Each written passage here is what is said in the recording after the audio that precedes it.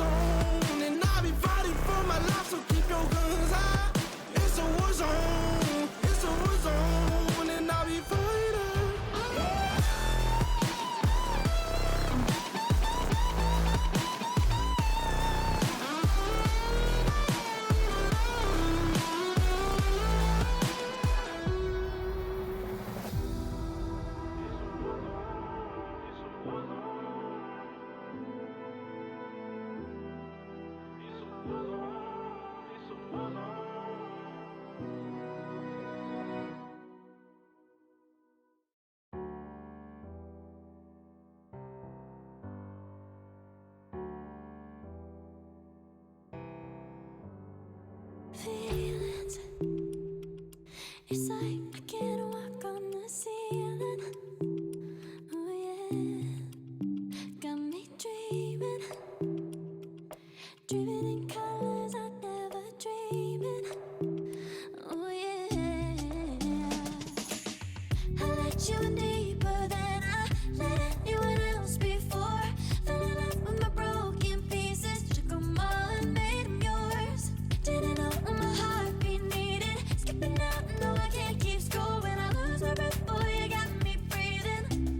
Oh, every little thing you do, every time you hold me, take me higher, higher. Every little thing you do, every time you hold me, take me higher, higher. Oh.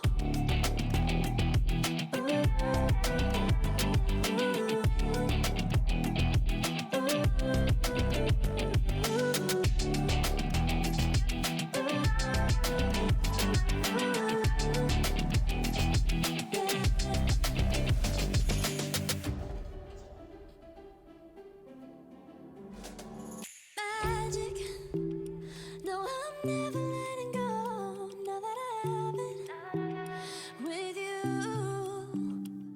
When you kiss me, it's like the stars fall out the sky onto my heart to cover up what I don't wanna show.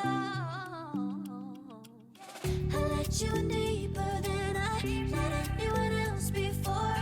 Fell in love with my broken pieces, took 'em all and made 'em yours. Didn't know what my heartbeat needed. Skipping out, no, I can't keep score. When I lose my breath, boy, you got me breathing. Oh, every little thing you do, every time you hold me, take me higher, higher. Every little thing you do, every time you hold me, take me higher, higher. Oh, you take me higher, you take me higher, baby, you take me higher, you take me higher, baby, you take me higher, you take me higher, baby, you take me higher, yeah, you take me higher, baby.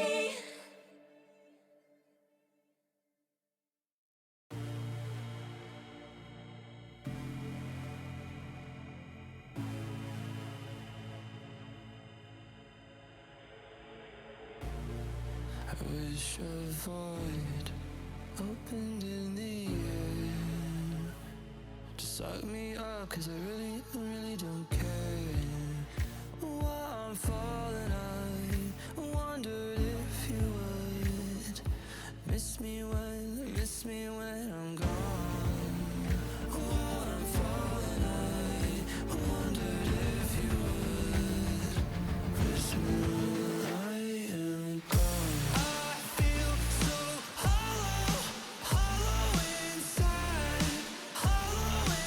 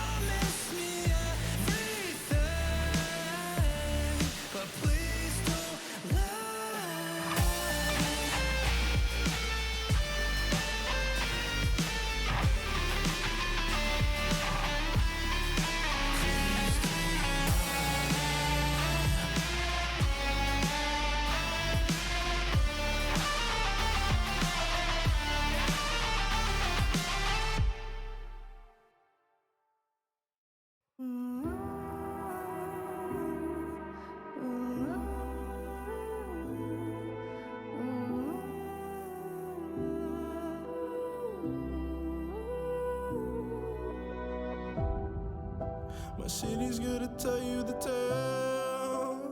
Everyone was left in the veil. My time won't come to an end. Take a look around, it's a war zone. The damage is already done. Take a look around, it's a war zone. The damage is already done. Take a look around and keep your guns high. It's a war zone. It's a war zone, and I'll be fighting for my life. So keep your guns high.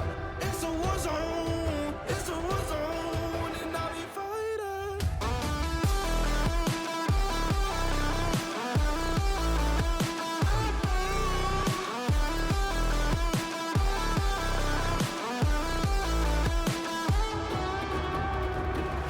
I'm bad to the bone. Got blood on my knees. I'm bad for my life. I'm fighting. Yeah, I'm bad to the bone. Got blood on my knees. I'm bad for my life. I'm fighting. The ash keep burning down. No, you won't hear a sound. The screaming bottled within. Take a look around and keep your guns high. It's a war zone. It's a war zone, and I'll be fighting for my life. So keep your guns high. It's a war zone. It's a war zone, and I'll be fighting.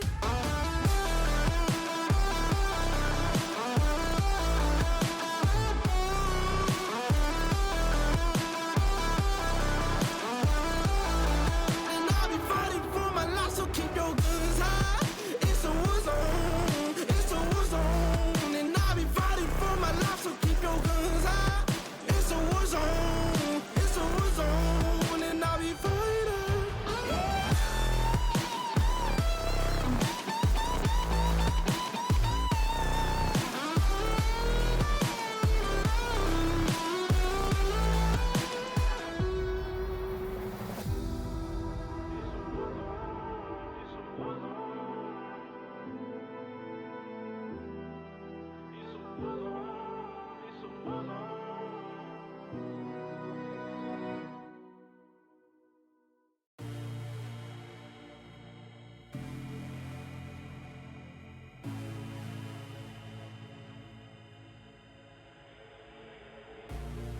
I wish a void opened in the air to suck me up, 'cause I really don't care.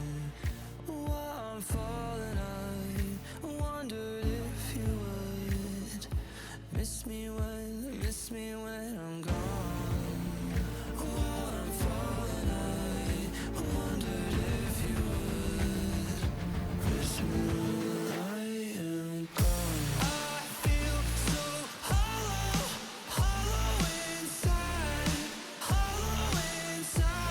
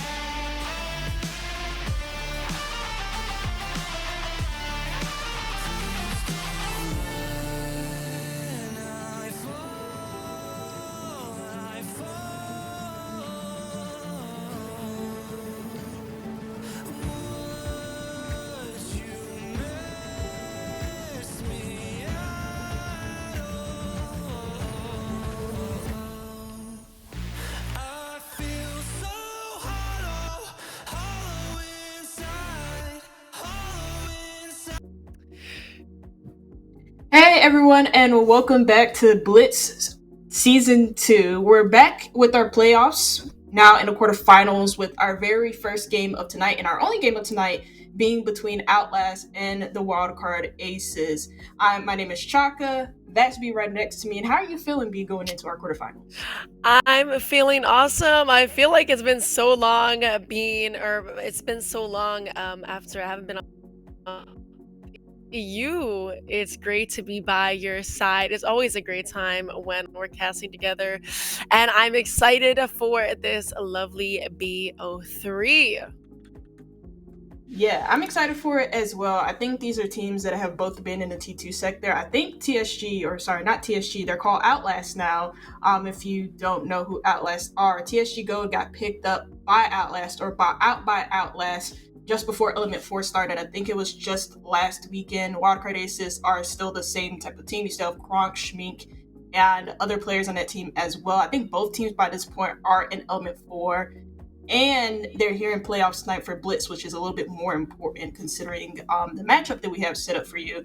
And I think it's really impertinent to talk about like the rosters before we do anything else, just so that we can get things settled and just so that people can understand who's on what team. So for Outlast, we have Hectic, Zonky, Rai, Dami, and Vipoa. And this has been the same roster. This has been the same roster that they've been running with all season. Ooh, okay, so it seems like the chemistry is going to be up with these boys since they've been playing all together all season long. Hopefully, these boys will give us a great game. Let's go on to the flip side. We're going to take a look. Oh, we're going to look at the record first and not the other team, but you can see the wins that they have. Oh, they also have forfeit wins and forfeit losses as well, but it seems like they're doing absolutely incredible, all of their wins being 2-0. So are these guys are nearly on an undefeated run, except for that forfeit loss that they ended up taking, which is absolutely incredible. I can't lie, this is looking scary. I would be scared to go up against this team. I think Outlast, compared to like Fluffy Aimers, are one of the scarier teams that you don't want to be coming up against in the playoffs. And I think for Wildcard Aces, even though I think they're a good team, they've had some chaotic roster moves. Speaking of their roster, can we take a look at the roster really, really quickly, just so I can show you guys what I'm talking about, and then we'll move on to like the player stats and the head-to-head and all of that. So we have Schmink, Exu, Teddy, Kronk, and Enki. This has not been their consistent five that they've been running with all season. They've been having subs all season, but despite that, they've still qualified to playoffs quite cleanly, with Kronk being the mastermind ahead for Wildcard Aces. A couple of these players are pretty familiar, so it's going to be great. Hopefully, we'll see a good game out of them. Are we going to be able to take a look at their record as well? Because I kind of want to compare their record to Outlast. Oh, it seems like they have a pretty decent amount of wins, but the majority of them coming from forfeits. It seems like the 3 games that they did end up playing, they only ended up winning 1 and then lost the other 2, which is a little bit disappointing. One of them being an OT, it's going to 3 maps, but as for the other ones, there was that other loss. And then everything else is a forfeit win, so I'm not gonna lie, this is if I was Wildcard Aces, I would definitely be scared, but I'm hoping that they can give us a great game tonight, because I'm not gonna lie, Outlast are a formidable foe to be against. Okay, and yeah, I think for Wildcard Aces, if you look at their like personal stats and individual stats, for like their whole overall team, it's mainly just Kronk that's been like at the forefront of everything. He's the best in terms of rating, survivability, entry, rounds impacted.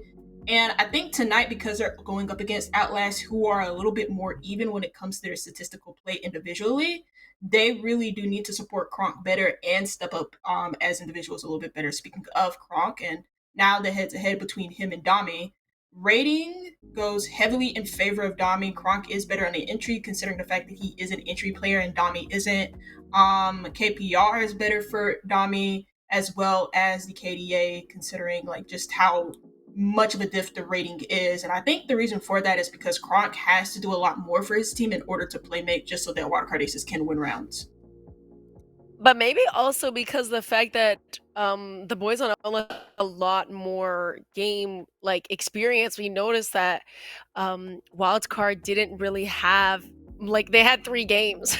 So it's a little bit tough. The rest of them were forfeits. So it's I guess the ratings for right now, but I'm sure that if, Kronk and his team were able to play a couple of more, it might be a little bit different, but it does seem to be true. Dami, like we mentioned, is playing with a team that has been stuck with each other for the entirety of the season. So there's a lot of chemistry going on. I'm sure that they rely on each other and trust each other very well. As for the boys on Wildcard Aces, not everything has been set in stone, and so obviously there are some players that kind of have to carry a little bit more depending on who they're going to be playing with, based on their trust level and just the overall chemistry. Yep, and now we got to get to the most important part: our map bans. The battleground for today between Wildcard Aces and Outlast. Bink is the first one to go, with Cafe following it up for Outlast. And wait, we have a bank ban twice? Yeah, that's graphics broken. But yeah, so that I think for Outlast is supposed to be Cafe, not bank. No, wait. Labs, that's it. Okay, so Labs is the ban from Wildcard Aces, not Outlast. I got the names mixed up. But what's more important is the fact that we do have Sky, Chalet, and if we really, really do need it, we go to a third map of Clubhouse. Skyscraper, I mean, this is a infamously defender-sided map, so I'm sure that the defense is going to obviously overpower. At least it should. If it doesn't, then we might have some problems. It might be a little bit odd, but it seems like that was also Outlast's pick, so Wildcard Aces will be the ones to defend, which we will see. Well, they do. Considering the record that Outlast has, I would definitely be a little bit nervous. Even if I am defending first on Sky, I have some high hopes for the boys on Wildcard Aces. But like everybody knows, I think this is probably the most, or at least if not, it's definitely a contender up there with basically the most defender-sided map. So typically, when you see games going on, it's very odd to see anything other than a 4-2 or a 5-1, even a 6-0. I've seen 6-0 before, which is just absolute hell to have to come back from. But we'll see how well these boys can put up with it. Outlast, of course, will be attacking first. And we got any predictions for bans, Mr. Chaka? No, not really, because it's the same thing every time. Like, it's useless making a ban prediction. Yeah, see, so Monty's gonna be first. Which is expected. You kill me. No. Okay, but think about the second attacker. What do you think? Because these it's gonna be the same thing. Like you have like BLITZ? Dokkaebi, Ying, Okay. BLITZ. I feel like we're gonna see an ace. No. Yeah. BLITZ. It makes a lot more sense. I've seen some teams prefer a Dokkaebi over a BLITZ.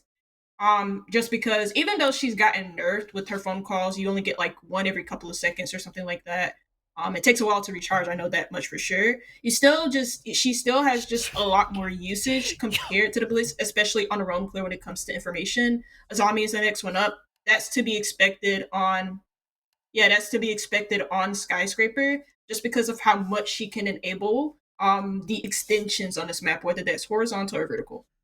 I mean, Azami is great at literally nearly every single site on every single map. I feel like she's a formidable foe. Having the Tubarão gone, it kind of changes. I think a Tubarão we see quite a bit. I would also say even somebody like Amira, or obviously somebody like a Val coming into play, a Fenrir. I feel like Fenrirs are great on this map, but even with the Fenrir being on the table, it doesn't seem like they're going to be played at all. Of course, though, with Valk being able to play, she's not going to be banned out. Will be utilized on the side of Wildcard Aces, and this seems like, other than maybe the Capcan, I'm surprised that we don't see, maybe something. Actually, nah. Actually, I can see that. I would say kind of surprised we don't see something like an Azami, but Azami is actually banned, so nope. Yeah. No Zami available for the lineup. No deployable shields at all in this defensive lineup from Wildcard Aces. So I'm assuming that they won't really have much when it comes to, because they are going for an extension overbody office in the exhibition side, that they won't really have much when it comes to holding down areas such as top shrine, for example. So that means that because of the way that Wildcard Aces usually like to play, they love this aggressive play style. They love going very quick, especially for their defenses. That probably means that they'll just be looking to find something, especially on their own clan already. Looking for a opening pick with the Nitro Cell goes out, but nothing hits. And so that's a Nitro Cell used by Wildcard Aces and one dodge from Outlast. Yeah, that was a little bit cheeky. That would have been insane if it hit, but unfortunately it will not. Having that Dokkaebi and the IQ together is also going to be interesting because Dokkaebi calls, and while the IQ is there, she's able to kind of see the position if their phone is ringing, of the defenders if their phone is ringing. So it's definitely going to be interesting. Not only that, but Ying, oh my god, it seems like they might want to get in here fast and easy. We'll see if they're going to be able to make their way through. As of right now, seems like nobody has actually fully entered in the building as of yet, and we're basically just waiting out. But considering it's only been a minute, I feel like the boys on Outlast have made extremely good progress. I feel like maybe a mirror actually would have been nice to have here, or even somebody like a Frost, like you said, for that deployable shield. Fortunately, that won't be the case, but as for right now, a minute has already gone by and nobody has died yet. However, Outlast continuing to press. Got map control almost immediately, and already they're in, but Vipoa dies, and there's no immediate follow-up for Outlast. And with that, Wildcard Aces get the opening pick. They can run away, and they also have somebody downstairs. This is the Valkyrie having info aided by a Nitro Soul pick, or by a Nitro Soul just above her. I think it's pre-placed. You can hear it. And so for Outlast, they're going to be needing to be wary about that, because now without the IQ, they have no way of knowing where that Nitro Soul actually is, plus where the rest of these Valkyrie cameras are. A pick might just come out. Unfortunately, shots are gonna miss, and it seems like it's gonna be Hectic that's gonna be the one to try and make a blow, but that will not work out. It is still going to be a 4v5. Unfortunately, it's a Wildcard Aces and actually making a 2-man advantage.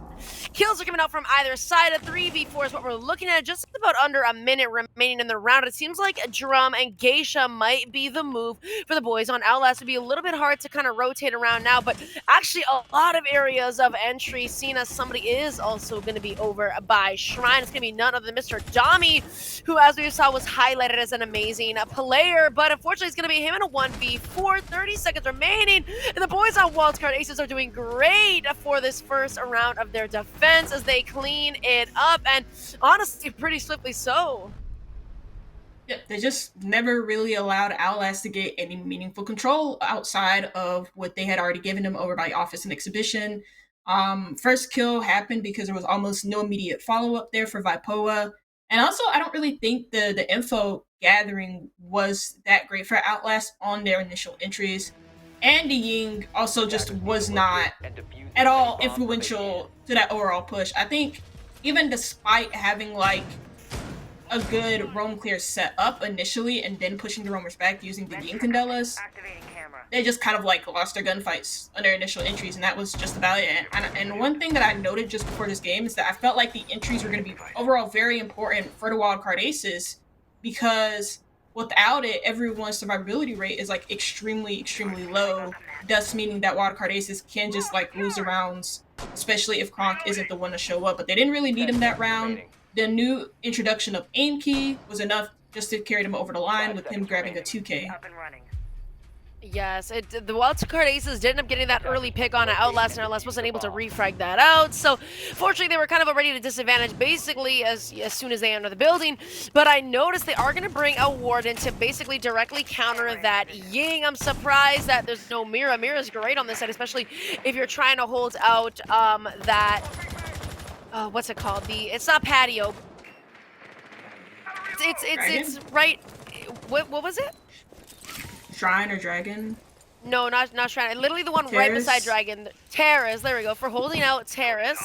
But doesn't seem like that's going to be the case. Instead, we're going to have that Frost for that deployable shield, which is great. And not just her shield, but it's also going to be Warden's as well. But it seems like he might be making a fast entry and already to single while opened up onto those Chop House stairs. And it seems like Zofia is also going to take a couple of hits. As right now, nobody's dead, but walls are going to be opening up. And the boys on Wildcard Aces are already going to have a couple of issues that they're going to have to deal with as all these walls are opening up.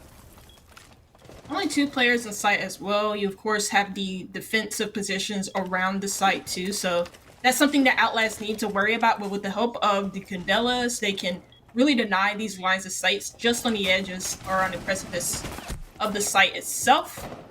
And already you can tell with all of these angles being opened up, Xer is going to struggle a lot with just staying in the middle of the site. And already with the drones being in and the info being confirmed, they have really, Outlast have the full advantage when it comes to isolating this player in the middle of the site by himself. I mean, it seems like Xer might be in for a little bit of an issue if he's not careful. However, he's holding this pretty well, at least all by himself. Yings are going to start coming in. The first pick is going to be onto Mr. Zonky, but unfortunately he's going to get taken out from the back. That's a little refrag, but Inky will also get another one. The boys on Wildcard are still going to be up with the man advantage. I mean, the boys on Outlast have made great progress, but still being at this man disadvantage might hurt them a little bit. However, it's just about a minute remaining, and hopefully these boys on Outlast are going to be able to start making some moves. It's going to be Rai who's going to be the first one to really make a move. He's going to start planting this bomb. Beautiful holding from his teammates. Unfortunately, that bomb is going to get planted, though. It's going to be a 2v2, but with 40 seconds still, a lot of time for the boys on Outlast to make their move and to win out this round. 35 seconds left, though. Diffuser surrender in the middle of sight. What is Inky doing? Has his back turned to an open breach with somebody who's been out here the whole entire time. No Yin Candelas in order to make the entry easier. Wouldn't make much of a difference, though, because it is the Warden that he's up against. And so he has to pick up the Fuser and try and make it happen. But with Inky still in a lounge position just by the small bar or the mini bar, they can't plant here. It's going to be very challenging to do so. He exposed himself, though, to the terrace single door. He dies. And now it's up with Hectic and Kronk in a 1v1. Hectic all the way over by VIP. Diffuser in the hands of Hectic, but this should be an easy closeout for Teddy, considering that the clock has hit 0-0, and it's an easy knife. Wildcard Aces win their second round in a row with Outlast, well, losing 2 attacks in a row. Damn, it was pretty close, though. I mean, a 1v1, unfortunately, you have to get that bomb down. There's no other way around it, especially with that little time on the board. It's a little bit disappointing, but then again, like we say, of course, Skyscraper is a very defender-sided map, so it doesn't seem like it's too uncommon for the boys on a Wildcard to win out these rounds. However, Outlast putting up a great fight that round will unfortunately lose it by the skin of their teeth. Let's see if we'll get another close round as the boys on Wildcard Aces are going to be going down to that tertiary site in the kitchen. And honestly, if Outlast just didn't lose that open pick on the initial breach, they probably would have had enough time to just get the plant down, plus having the man advantage in a 5v4, plus with having the Yin Candelas and the exterior angles, with the breaches open and the exhibition window open directly on the in the middle of sight. That could have been a really easy round for Outlast, but again, they just kind of lose the opening pick because they lost sight of where Teddy was at. So this time around, they're going to be attacking the tertiary site, and it's going to be all about if they can, like, well, there is a gimmicky way to attack the site, but really all about just clearing the top floor itself. And there's plenty of opposition in the way of Outlast if they are going for this clear. And already Wildcard Aces, again, they try and go for these aggressive peaks. Nothing found for it, though. It seems like this time around, Outlast were a little bit more prepared for it. Well, good on them. I mean, Outlast don't want to get caught in a bad situation, all like that, but it seems like the first pick coming out in favor of the boys on Wildcard. So, I mean, if you're Outlast, you definitely don't want to be giving away your life for free as easy as that, especially knowing that it seems like every single round Wildcard has tried to make some cheeky early picks off in their favor, which obviously this time it won't work. But we are going to have Mr. Schminkololol over by Drama waiting for either that split hallway run, and somebody's going to join him out. He is going to be the Vigil. We'll see if he's going to be able to make an impact before he leaves. As for Vigil, his job to waste time. A minute already off of the clock, and Outlast don't seem to have really made that much of progress, except for, of course, Miss Nomad, who seems to already be in the building. She knows about Schmink. Is she going to get a pick? We will see. Doesn't get the pick, but does do a lot of damage. Schmink is aware of the Nomad's position, and it's good info gathering from Outlast at the very least, plus somebody looking to react off of the info, because that could have been a really good cutoff if the Nomad was allowed to get it. Now they know that, well, Schmink has rotated all the way back into Team Room for the time being, whereas the rest of Outlast has set themselves up for the top 4 clear. 1 player is on the karaoke rappel. 2 players have taken inside of drum. This is going to be very weird or very difficult for Schmeek to pull off if he does decide to get aggressive. Oh, we'll see. Somebody might just get aggressive. Him, actually, no. Does he realize that there's also going to be somebody right in drum? Not only that, but it seems like Exer is very aware that somebody is drum and is waiting for it. The first pick coming out in favor of the boys on Outlast, but another kill is going to take down Rai. The score equaled out to a 4v4 even playing field, and it's already been 2 minutes 20 seconds into the round, and finally, the boys on Outlast will have an advantage of 4v3, but time is ticking. These boys got to start making moves now. They haven't accounted for that Vigil who was roaming around. He will get a pick, but luckily the boys on Outlast will be a pick for themselves. And with that, a 3v2, we will see where a Vigil and Capcan are going to come in from. Unfortunately, Vigil's getting taken down, and Capcan's going to have to hold on to his life. It's going to be none other than AimKey. 4-1. We'll see if he's going to be able to make it a 7-1. Is going to get taken down from the back. And Outlast winning their first attacking round. 3 rounds in. Most notably a much better round from Outlast, considering the fact that players in previous rounds were like dying in very isolated positions. That time around, when they were taking the top 4, they did it as a team and with good info. And even with the info that they were gathering, somebody was almost immediately like right there to act off upon it. Commonly what I do see a lot of teams do is that they'll just drone, but not enough people or the players just don't really act off of it immediately. Outlast were on top of it. They had good cutoff positions, and their trade game was really good throughout that whole entire round. The top 4 clear ended up being what won them the round, even though they didn't really use it for their overall execute in the end round. Still is what got them the main advantage and what kept them in the lead for the whole entirety of that round. And so now this time around it's going to be Karaoke and T for Wildcard Aces. Again, no shield to help with the Shrine hold, but they will be using the operators that they have currently, which are it's the Valkyrie, Legion, and the Bandit, to help them extend over by Office and Exhibition to waste as much time as they can. Hopefully Outlast will be able to get some picks out before dying. I think the real difference between last round was the fact that, of course, they were able to hold up their numbers and not getting first picked aimlessly and, not being able to refrag it out. We'll see how well, they didn't lose this round. Actually, no, they did lose this round quite badly. It was a 4v1, so we'll see if it will be any different this time around. But like you said, that Lickle extension going in, and the first pick is going to come out onto Teddy, as Viapoa is going to finish him off. That's the mute. All of his utility is basically down, but they aren't going to have a C4 at the ready, and we're seeing Wildcard so aggressive these first rounds, but it seems like Outlast is going to take a page from their book, and he's going to get aggressive over by that karaoke window. He wants to make a move, and he wants to make one fast. I'm sure he's aware that, everybody is going to be watching him, but having these gas canisters come in is going to enable him to kind of get in there very cheekily and very sneaky. Yings are going to be coming out, and already we might just have a ghost plant going on, and it's perfect. The amazing and most calculated plan to come out through this. Still a 4v4. There is time for Wildcard, but with 40 seconds, do they even realize that the bomb was going down as it was happening? Maybe not. It's going to come out onto Schmink. Outlast with the advantage, and oh my God, beautifully done on the side of Outlast. An amazing round. It's going to be up to AimKey all by himself in a 1v3. This post-plant situation isn't looking good for him, and it just seems like he's not going to be able to make any moves in order to help his team win. It seems like it is set in stone. Unfortunately, he himself will not be able to do anything, and this 4th round is going to go to the boys on Outlast. Amazing execute. Honestly, this is very reminiscent of being on Consulate on the top floor, bringing the Yings, bringing the Ambles, bringing the Grim, bringing the Dokkaebi. It is very reminiscent of that, and I think that was a perfect execute for the boys on Outlast.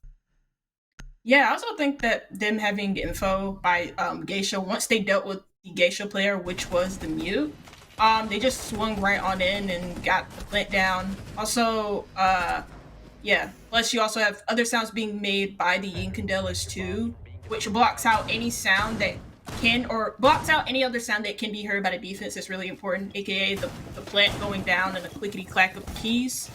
So yeah, very good attack by Outlast, who for me, I kind of have seen them go for gimmicky plays like that on maps like Skyscraper Ballet, which is the next map up, funnily enough. And that time it worked out really well because they killed the only player that really mattered in terms of that for that execute for Wildcard Aces, which was the Geisha player. I don't think they really had anybody in an important position over by Karaoke to like sit by the footholes, and even then they had no warden to see past the smokes neither. So really good from Outlast on that execution.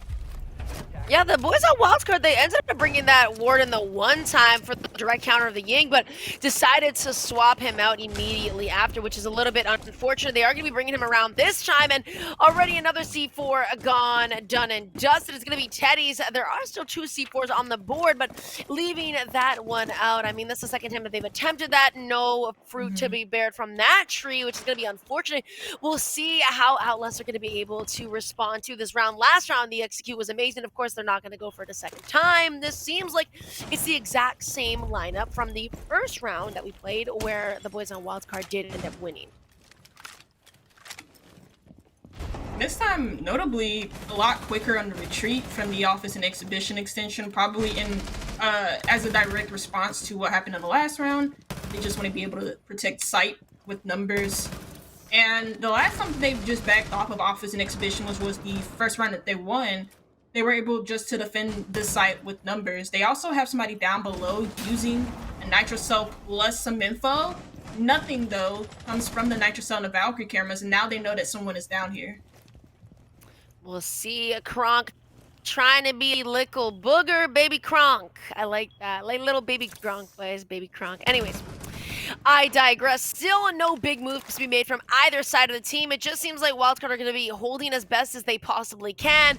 As for Outlast, they've already basically taken control of that exhibition kind of terrace site, or not site, but room, along with obviously office and whatnot. It's like they've already started to push up a little bit. Exer, it's going to have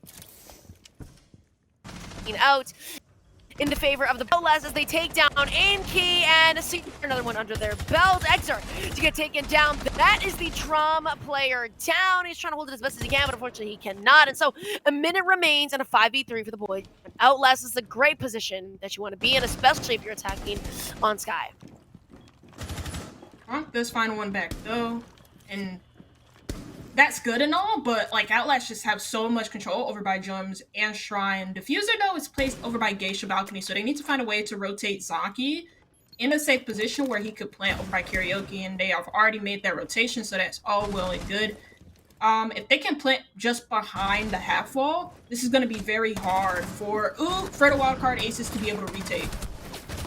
Well, shots are already going to get fired. Schmig is going to get going to be Kronk left, but seems like these boys are no match for the boys on Outlast. Those first 2 rounds is seemingly flukes as Outlast are locking in these last 3 rounds. And if you are attacking on Sky, being up 3-2, I mean, this is perfect. Even leaving Sky on a 3-3 split is a miracle, amazing, especially if you are going to be the ones attacking. If you are the ones on defense, then, I mean, I would be very nervous because at the very best, you're leaving Skyscraper at a 3-3. At the very worst, you're leaving it at 2-4, which is absolutely not what you want at all. Bringing the Warden again, Wildcard, know of the types of games that Outlast are playing, but they're not able to keep up. It seemed like Wildcard Aces had the advantage for those first 2 rounds, and as for the rest, well, Outlast have just been overwhelming, an overwhelming presence that cannot be stopped. No more Karaoke and Tea Room. Instead, we're going to be going this exhibition in office to hope for their final win before split. Honestly, what I think has changed for Outlast that's been like so important for them winning is the fact that not only have they been able to find the opening pick, for the last 2 rounds, so pretty consistently now by this point, but also they've been playing better off of each other, and the information has been really good in understanding where like these Wildcard Aces players are, and when they're able to play very close to each other, plus with the information that they're gathering, their refract potential and their ability to just play off of each other is like really, really good, and it kind of like eliminates any type of individual prowess that Wildcard Aces are trying to go for. Though this time around, it does seem like for Outlast, they're going for a much different take. They're still putting pressure over by the office balcony with the Maverick, opening up some holes.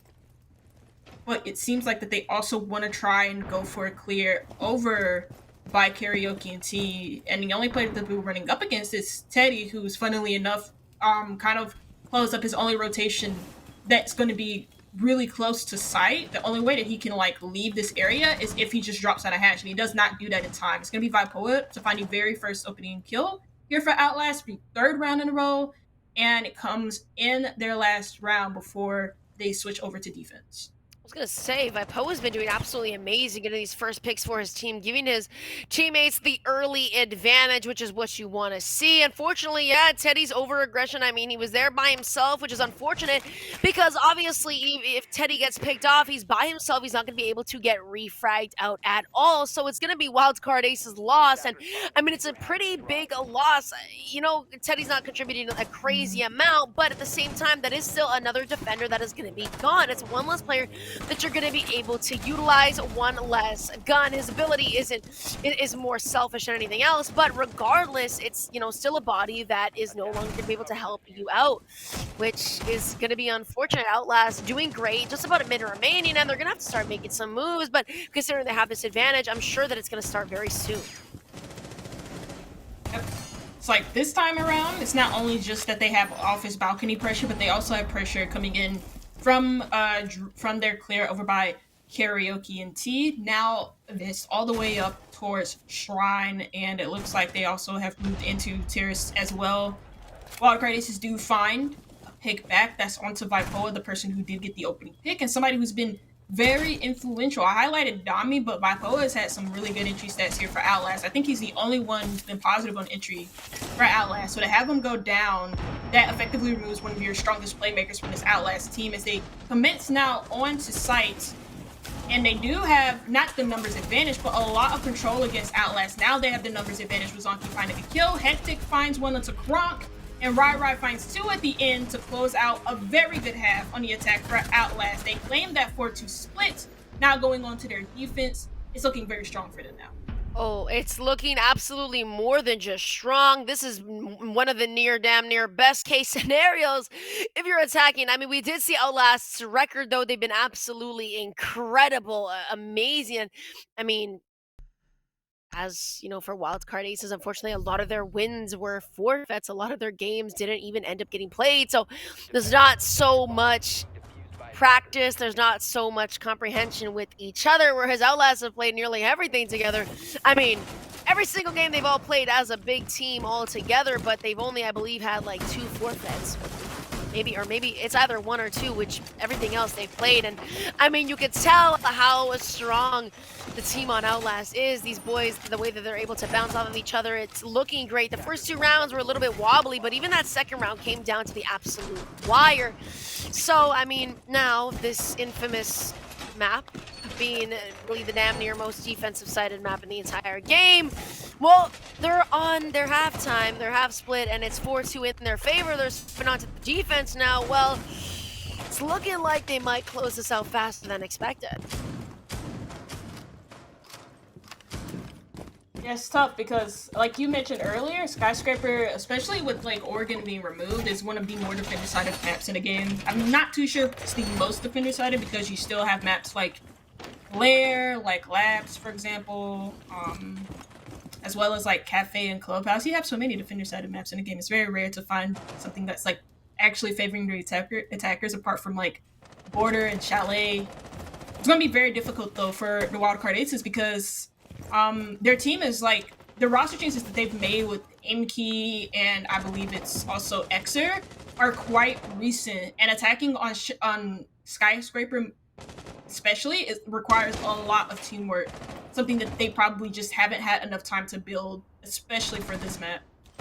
Yeah, trust is a big thing between players. It's very hard to kind of get right into the swing of things, especially in a game like this where you have to be able to trust your teammate, doing certain pushes, you're doing certain setups, etc., etc. Unfortunately, like you said, Wildcard Aces don't have as much experience as the boys on Outlast, but still coming together, winning those 2 rounds, it wasn't easy at all. A couple picks might come out. Unfortunately, they're not going to finish anybody out, but as I say that, both Vipoa and Rai are going to get a kill each, and actually under the belt of Rai, the MP7 ringing in these boys' ear. Finally, a response. Schmink is going to take down not 1 but 2, leaving it at a 2v3. We have just about a minute 20 remaining in the round, and I mean, this is the best that we've seen Wildcard Aces in the last couple of rounds. Schmink needs to stay alive, help out his teammates. Same thing, Kronk. We got to start isolating this Lesion and kind of bring him in a situation where he's not going to be able to escape. A little sandwich action would be awesome, and unfortunately, it doesn't seem like that's going to be the case, as he just about narrowly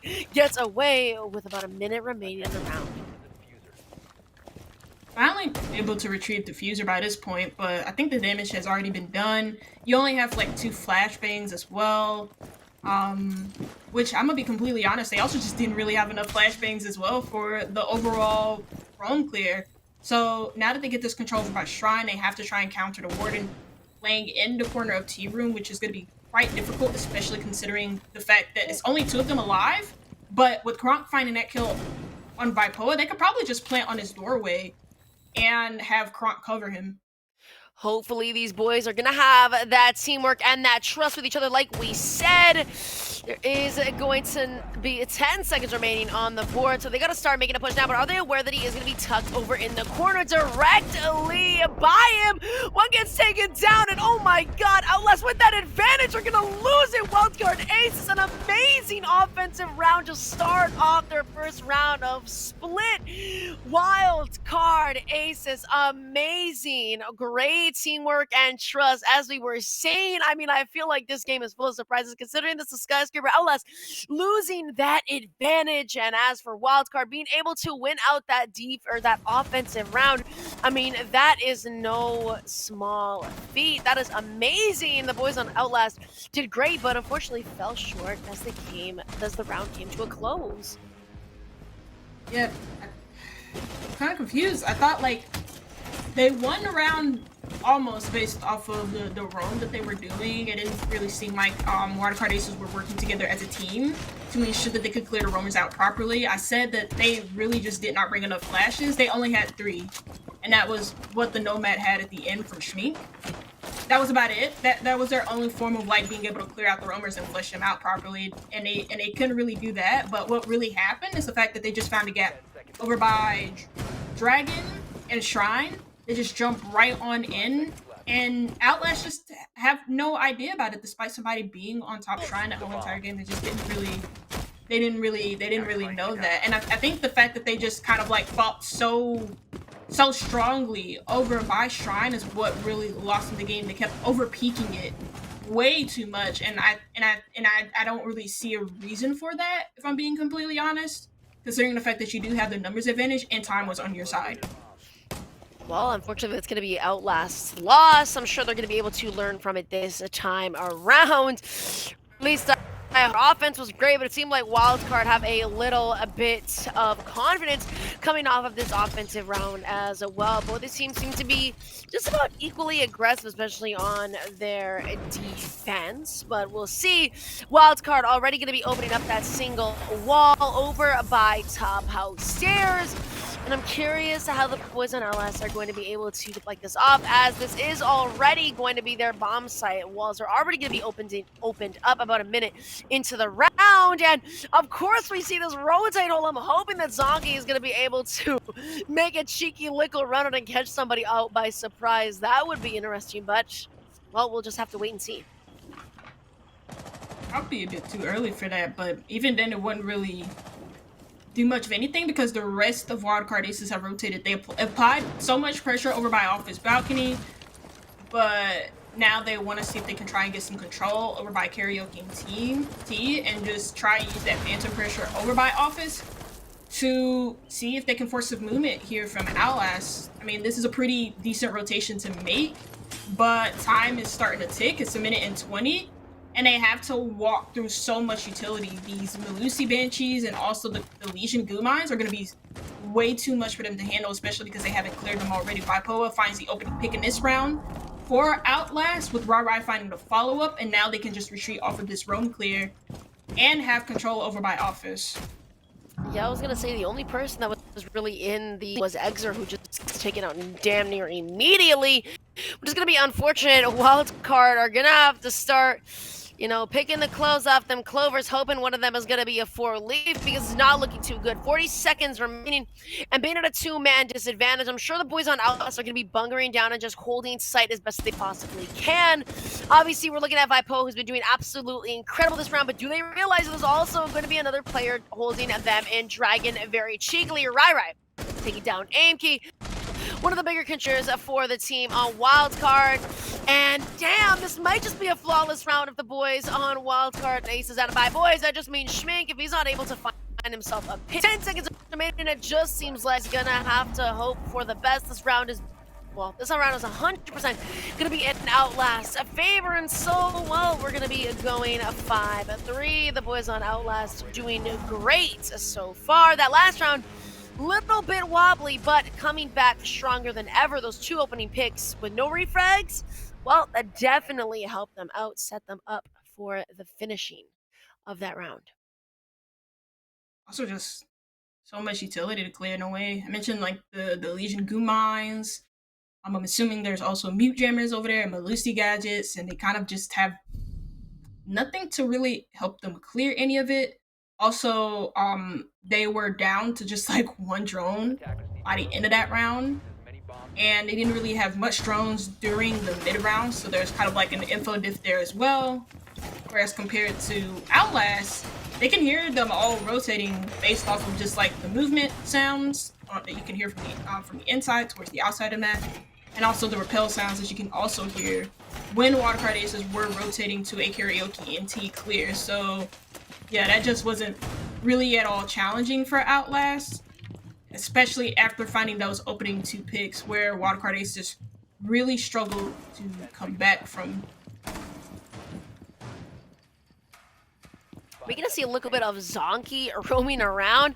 He's running around that 3-speed on that Bandit. The MP7 might do a little bit of talking. I feel like even Rai's been doing absolutely incredible. I feel like Outlast as a whole has been doing great, being able to bounce off of each other. But let's see how these first pick comes out. I feel like a lot of these picks, especially the first ones that end up coming out, whether it's in favor of Outlast or in favor of Wildcard, never end up getting refragged, which is a big thing. I mean, if you're gonna get a pick, if you're gonna get picked, you want to make sure that at the very least you have somebody covering your body. And Aimkey accidentally TKing Teddy. That doesn't seem like it's too good. Already off to a bumpy start, and well, Outlast having that man advantage. Surely there's not going to be anybody to refrag that kill, and so already starting off on the back foot. The hold not only is coming so strong from the boys on Outlast, they're going to be holding on to this office and exhibition site. I wonder if Teddy just tried to like just jump in and take a quick gunfight or something, because the blood spatter is like on the inside of the map, or he could have just been trying to peek the window at the same time as Aimkey. Either way though, that's not really good. You lose the ace early, that means that you can't really open up this mini bar position that Vipo is at. Still have the Maverick though that can try and apply pressure, but with Outlast finding that kill through Zonky, it's gonna make it a lot harder. The rest of Outlast have not moved off of this roam, and you can still see that Rai is wreaking havoc. He finds a 3rd, and the fuse has not been dropped in Terrace. The last player alive is Kronk, and while he has 8 kills and he had a fantastic round the last time that they attacked the site, 4 kills in total to save that round for Wildcard Aces, he needs to clutch a 1v3 with little to no info. Actually, no info at all because they have no drones. This is, well, this is definitely going to be a tough mountain to climb. He does find one, but unfortunately, Rai waiting with that SMG-11 will take him down outside the wall, and Outlast looking strong. A beautiful round from them will bring themselves to match point, which Wildcard, if you're a player on Wildcard, you do not want that, but Outlast just playing so strong and well together. We'll see if they're going to be able to close it out, or if Wildcard is still going to put up a fight to the bitter end. they just can't really get started on any of the attacks. I mean, it sucks because they had to suffer a Early team loss. kill early on in that round. Yeah, like the early loss, you lose the ace. That's pretty important for trying to apply pressure to the mini bar position, especially because doing it with the Maverick can be quite risky with the terrace door. You could just use the ace and just open up that wall really, really quickly, and use that as a way to flush out the roamers. Or you could like open up the mini bar position just outside of the office balcony. There's different ways of doing that, but with the ace gone, that kind of just makes that whole clear very, very difficult. And like again, it's the inability to try and clear that office position, even though it's like really, I'm gonna be completely honest, it's kind of really easy to do, especially if you bring like enough flashes, and also especially when you do have the Sophia in play with those concussive lines. But Wildcard Aces never really got a chance to utilize their utility properly because they just never had a good handle on where exactly the Outlast players were on that extension. We'll see if they're going to be able to have a better clue this round, as it is going to be a do or die situation. Well, if they don't win this round out, then it looks like we're going map 2. They do not have the luxury of losing anymore, and so, well, for the first time ever, we're going to be seeing a Finka. That's going to be interesting, and maybe a quick, fast rush in. That seems to be the case. And another damn near TK. Oh my god, Schmink running all the way through is going to drop down these black stairs and immediately make his way over to site. But will it be enough? A little sneaky booger. It might actually be. Are they aware that he's already kind of made his way so close? It doesn't seem like there's many people in and around. A Site Elysian Mine is going to bring off a sound call. But other than that, it really just seems like it's going to be Legion. Everybody else is literally playing upstairs and trying that hold as best as they possibly can. There's nobody over by karaoke. Oh, actually, somebody is playing the karaoke vert, so that's going to be quite tough to pull off, especially because they don't have any smoke grenades to block off those lines of sights. And that would have been very good, considering the fact that Outlast do not have a warden in play. They also don't know exactly where this Legion is. This speaks to a lack of info from Wildcard Aces, because they could really just easily kill this Legion, considering the fact that he's by himself. Now that Donnie has rotated from the hallway onto restaurant stairs, you do have help for the Legion now. And with Rai getting that opening pick, Wildcard Aces have been made on this direct take that they've been trying to pull off. Oh my god, this top floor hold is absolutely it. This is definitely a force to be reckoned with. The solo Dolo Legion is going to get taken out, but the instant refrag coming in from Vipoa will put Mr. Xer in the dirt. Inky, however, is not done just yet, but again, refrags after refrags after refrags. That is going to be your Finka down, and it's going to be up to Schmink and Teddy, who are left in a 2v3. Still very winnable, and there we go, Schmink to the first. The first move is going to be onto Rai, a great contributor for the boys on Outlast. Still that 2v2, but we'll see if Outlast are going to be able to hold down this fort from above. We are going to have somebody already low grounded. It's going to be none other than the Bandit, who's going to be right behind this table. Are they aware that he is right there? Not only that, a C4 in hand. Get it off the diffuser, but there we go. That is going to close out the first round. Outlast doing amazing. That little cheeky rat play from right under the table there will close out map 1. Beautifully done. Outlast, amazing teamwork. And now we will be moving on to map 2, which, correct me if I'm wrong, but is it Club or is it the third map? It's what? Club is the third map. Chalet is the second map. Chalet is the second map, which both of those maps are maps that we should know off the back of our hands. So that's I feel like I always say this, but those maps like that always come down to kind of just winning your ones. Everybody knows a lot of strategies equally for both defense and offense. And as for teamwork and just overall winning your ones, I feel like Outlast have that slight edge over Wildcard Aces. So I think another edge that Outlast have over Wildcard Aces is their ability to just work off of each other. So many times we've seen these clears from Wildcard Aces where it just doesn't seem like players are just in good positions they're not in good positions to help each other out when it comes to like refrag positions. They don't really seem like they have good info on like some of these extensions that Wildcard Aces are doing, or not even just enough utility neither. So That's something to look forward to for Chalet, because Chalet is a map that plays heavily into the utility game, especially when you're trying to clear extensive positions. Like for bar gaming, the bar gaming site, for example, Ivy Stairs and Mezzanine, you really need like a good amount of utility to clear those positions. And because Wildcard Aces kind of lacked a lot of that, and they kept losing the opening pick so many rounds in a row on their attacks, I'm really scared for what's going to happen on Chalet, because that's also another good map for Outlast. I think the main thing was typically when the first pick comes out, whoever it's in favor for, they just end up winning out the round. I feel like every time that Outlast, the first 2 rounds, they ended up getting first picked. They ended up being at the disadvantage early on, and Wildcard did end up winning those rounds. But the rounds after that, followed, they ended up getting their first picks and weren't getting refragged or punished for it. And so with that, they basically went on the entire rest of the round with that advantage at their disposal, and they were just able to kind of win it out. So I think that at least for that game, sometimes first picks don't necessarily reflect into a round win, but I definitely do think specifically for that, game itself, I do think that the first pick definitely was a bit of the foreshadow to who will have the advantage later on in the round and who might win. We did see, of course, Outlast below that. I believe it was a 4v2 or that 5v2 round, but I mean, in the grand scheme of things, you win 7-3. That round is, nothing but just something in the past. Every other round, they basically came in and they were ready to play. Yeah, and that will conclude the very first map of Skyscraper. Next up is Chalet, but right after this 5-minute break. We'll see you guys in a bit.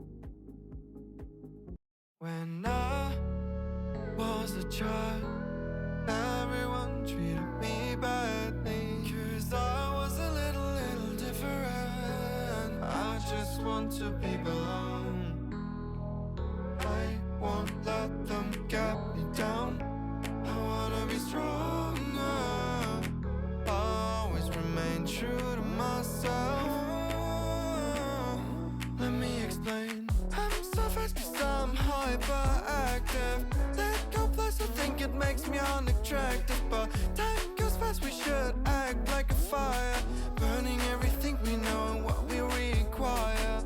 I'm the last one, maybe is a bit reflective. We're just facts of all self-destructive passion, but time goes fast, we should act like a fire, burning everything we know and what we desire. You get what I say. There will be better days. You get what I say. Start to make some peace, let yourself breathe. You get what I say. When you know there's a better place to reach. There will be better days. Don't get yourself seized, let your feelings ease. How can me finding myself?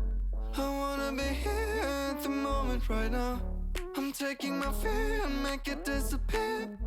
I'll make you work it and I'll show you how. I won't let them get me down.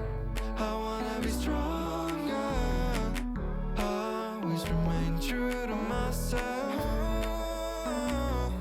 Let me explain. I'm so fast 'cause I'm hyperactive.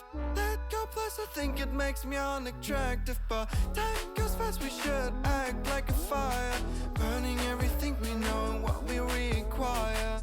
I'm the last one, maybe is a bit reflective. We're just facts of all self-destructive passion, but time goes fast, we should act like a fire, burning everything we know and what we desire.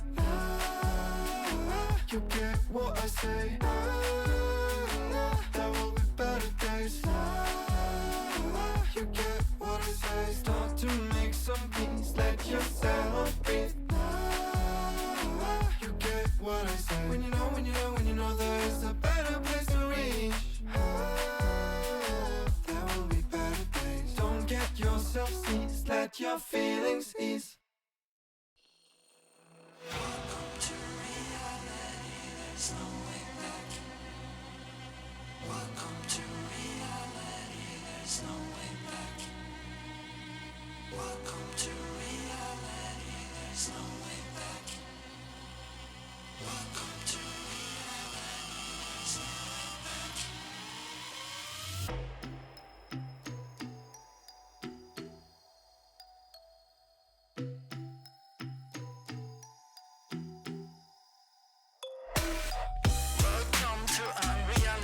desperation. We came prepared to kill the operation. It ain't fair, but I feel like we're the nation. So raise the flag and do the preparation. Welcome to reality, there's no way back. Welcome to reality. Can't fuck with that.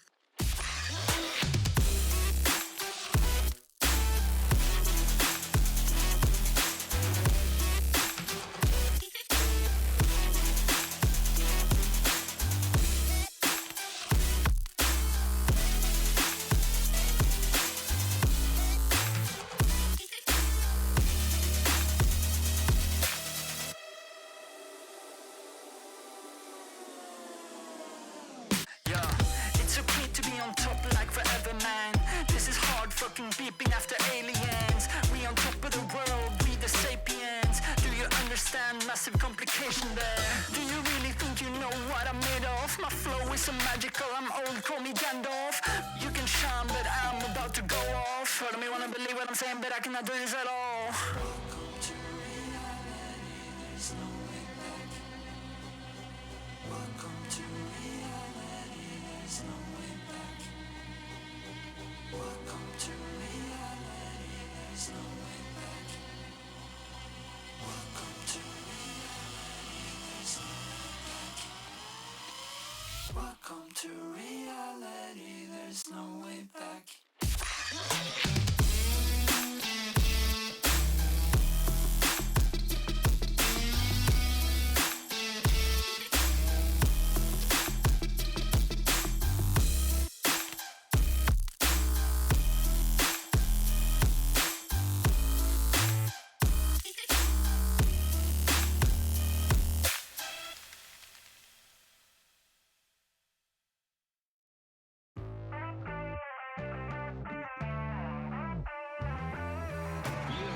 Ooh, you wanna come and get me, kick me down and make me hurt myself. Oh no, you will never forget me. I'm imprinted on your heart, I swear. At times you make me angry, but I know that it could always be worse, be worse, be worse. Baby, baby, now I'm trying to forget you. Baby, I know everything that was about you. No, I'm joking, I'm looking for the bathroom. Round and round, yeah, round and round we go. Picture perfect, but Welcome back, everyone, to the second map between Outlast and Wildcard. Ace is here for the BLITZ Season 2 quarterfinal matchup from Conference A. So I'm still Chaka, and that's still Bianca. First map went in favor of Outlast, 7-3. And next map is actually a Wildcard Aces map pick, which is Chalet. So that'll be interesting to watch, considering a lot of the issues that Wildcard Aces had on the first map, which I cited were teamwork issues, and that was like kind of where I left it at.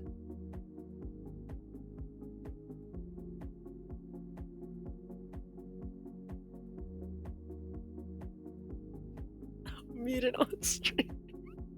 Guys, so sorry about that. As I was saying, we know that Outlast is. Why is your face like that? No, it's fine. Oh my god, stop, don't kill me. We know Outlast is a team that their roster has been stuck together this entire time throughout this season, so it's not something that's unbelievable to see that the boys on Wildcard Ace's side aren't going to be as effective when it comes to teamwork and trust. Obviously, going up against a team like Outlast, where they've just been together this entire time, the type of chemistry that they have, the type of teamwork is on a different level.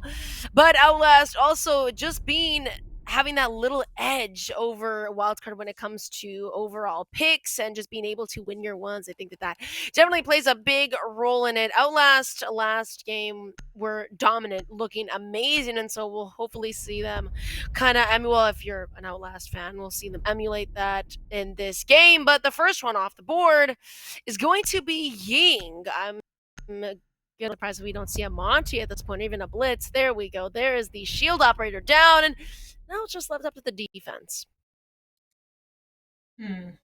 Ying makes a lot of sense. Outlast utilized Ying quite effectively, especially for their attacks. First couple rounds, it wasn't really she wasn't really all that effective when being used. But after Outlast kind of like got a little bit better with how better they were playing off of each other, especially when it came to like their overall positioning and their ability to refrag each other. Ying became a lot more powerful and just completely discombobulating the defense. Next up are Azami and Fenrir. Azami stays after the last map, but Fenrir is a new ban over the Tubarão ban that we did see on Chalet, so that'll be quite interesting. That is an Outlast ban, and I do remember them utilizing Fenrir quite a bit. I cannot say the same for Wildcard Aces. Fenrir, an amazing operator, but he won't be utilized. We saw the two-down ban last game, but instead he's going to be up on the board for this game, and we are going to be going kitchen first. I feel like it's honestly a coin toss whether or not players end up going either defending upstairs, if they end up defending not upstairs, sorry, the bar, or if they end up defending that kitchen site first. But it seems like we're going to have a little extension coming up on this third floor, as most of the time people do when they are defending. They'll have the top stairs hold, or the upstairs hold. When I'm surprised to see, or not that I was surprised that I'm not seeing, is a castle. I feel like castle is great on this map, especially for holding up upstairs, and honestly just any site on this map, but he will not be used this round. We're gonna see the Warden though be played by Wildcard Ace, which makes a lot of sense. Outlast coming in with a lot of Yings and a lot of overwhelming operators for flashes. As for that though, Ying is going to be banned, so Wildcard won't have to worry about that, but we will see how far Outlast is going to go with their flashes. It's interesting though, this time around, Wildcard Aces do employ the use of the Tubarão.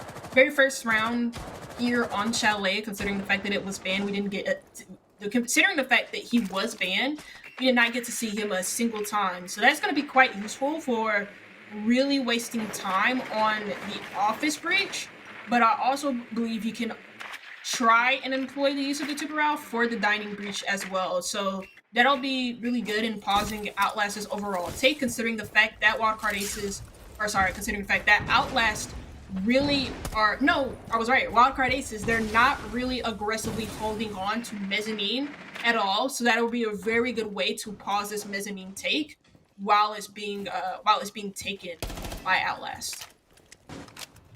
This top hold going decently well. Already a minute has been shaved off the round, and not even a little bit of damage has been done. However, and now, speaking of what's been happening, walls are going to start to get open. The Tubarão is going to be there to slow down the process.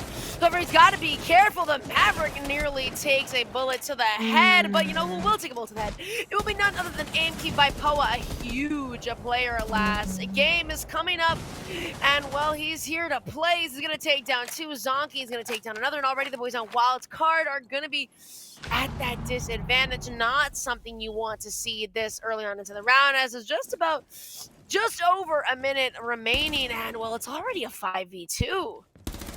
And Outlast don't really need to do much more than this. They got office control. They have this main breach open. They've dealt with everybody that was of importance on this third floor. Now that you have the dining breach open, you can just go for a plant here and use these flashbangs in order to like pause Kronk's efforts in trying to save this round for his team. Well, we'll see as the final.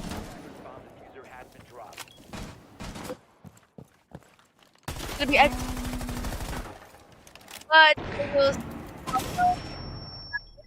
they have to hold it down.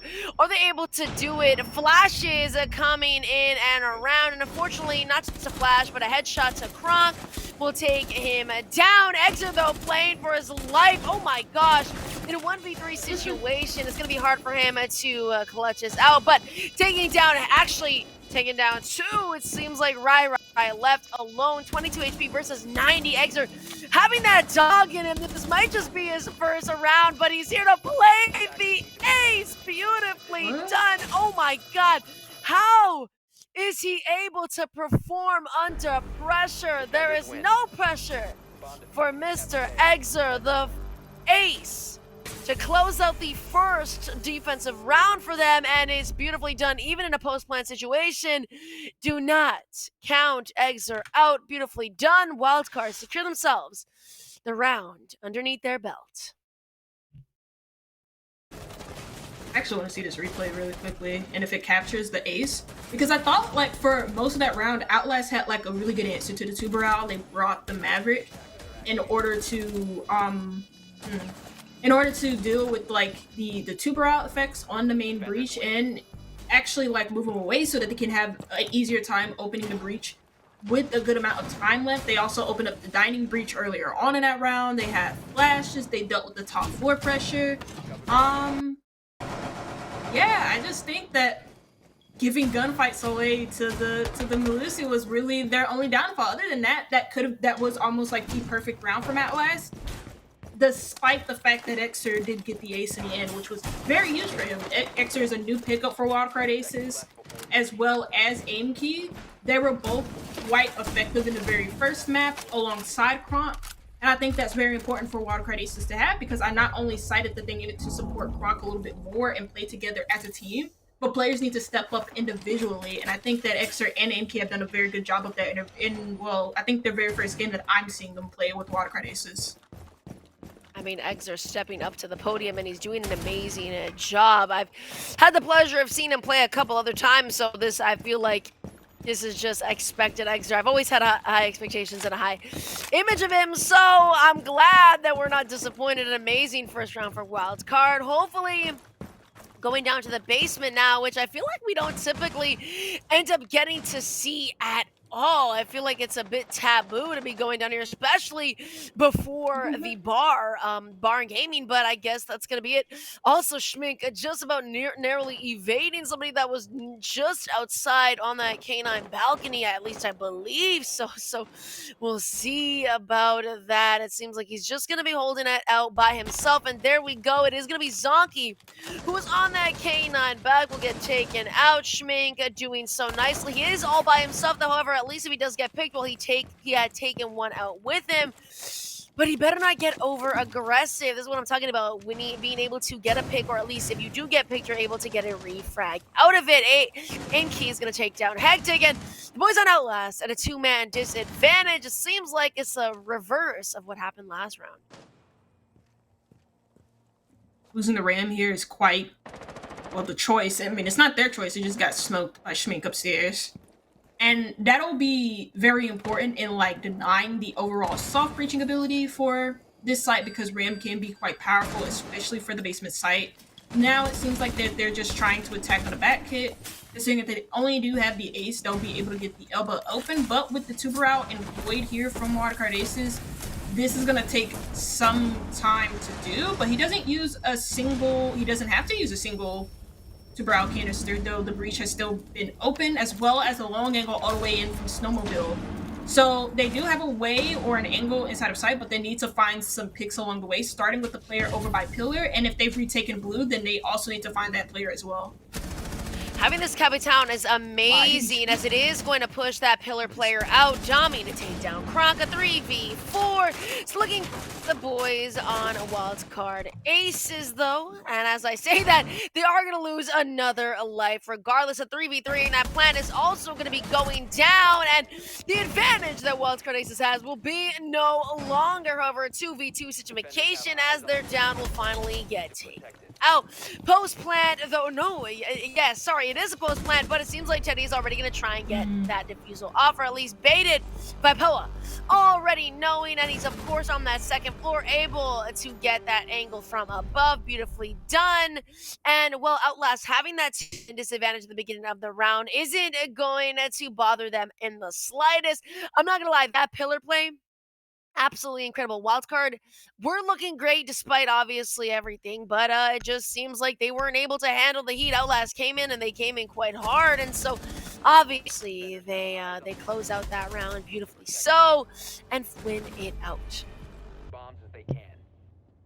Yeah. Still having the usefulness of the Capital throughout that whole round made that push quite possible. I also think that because they didn't really hold on to dining for the whole entirety of that round, obviously everybody just moved right back onto site, and that really probably should be enough to like stop the overall push.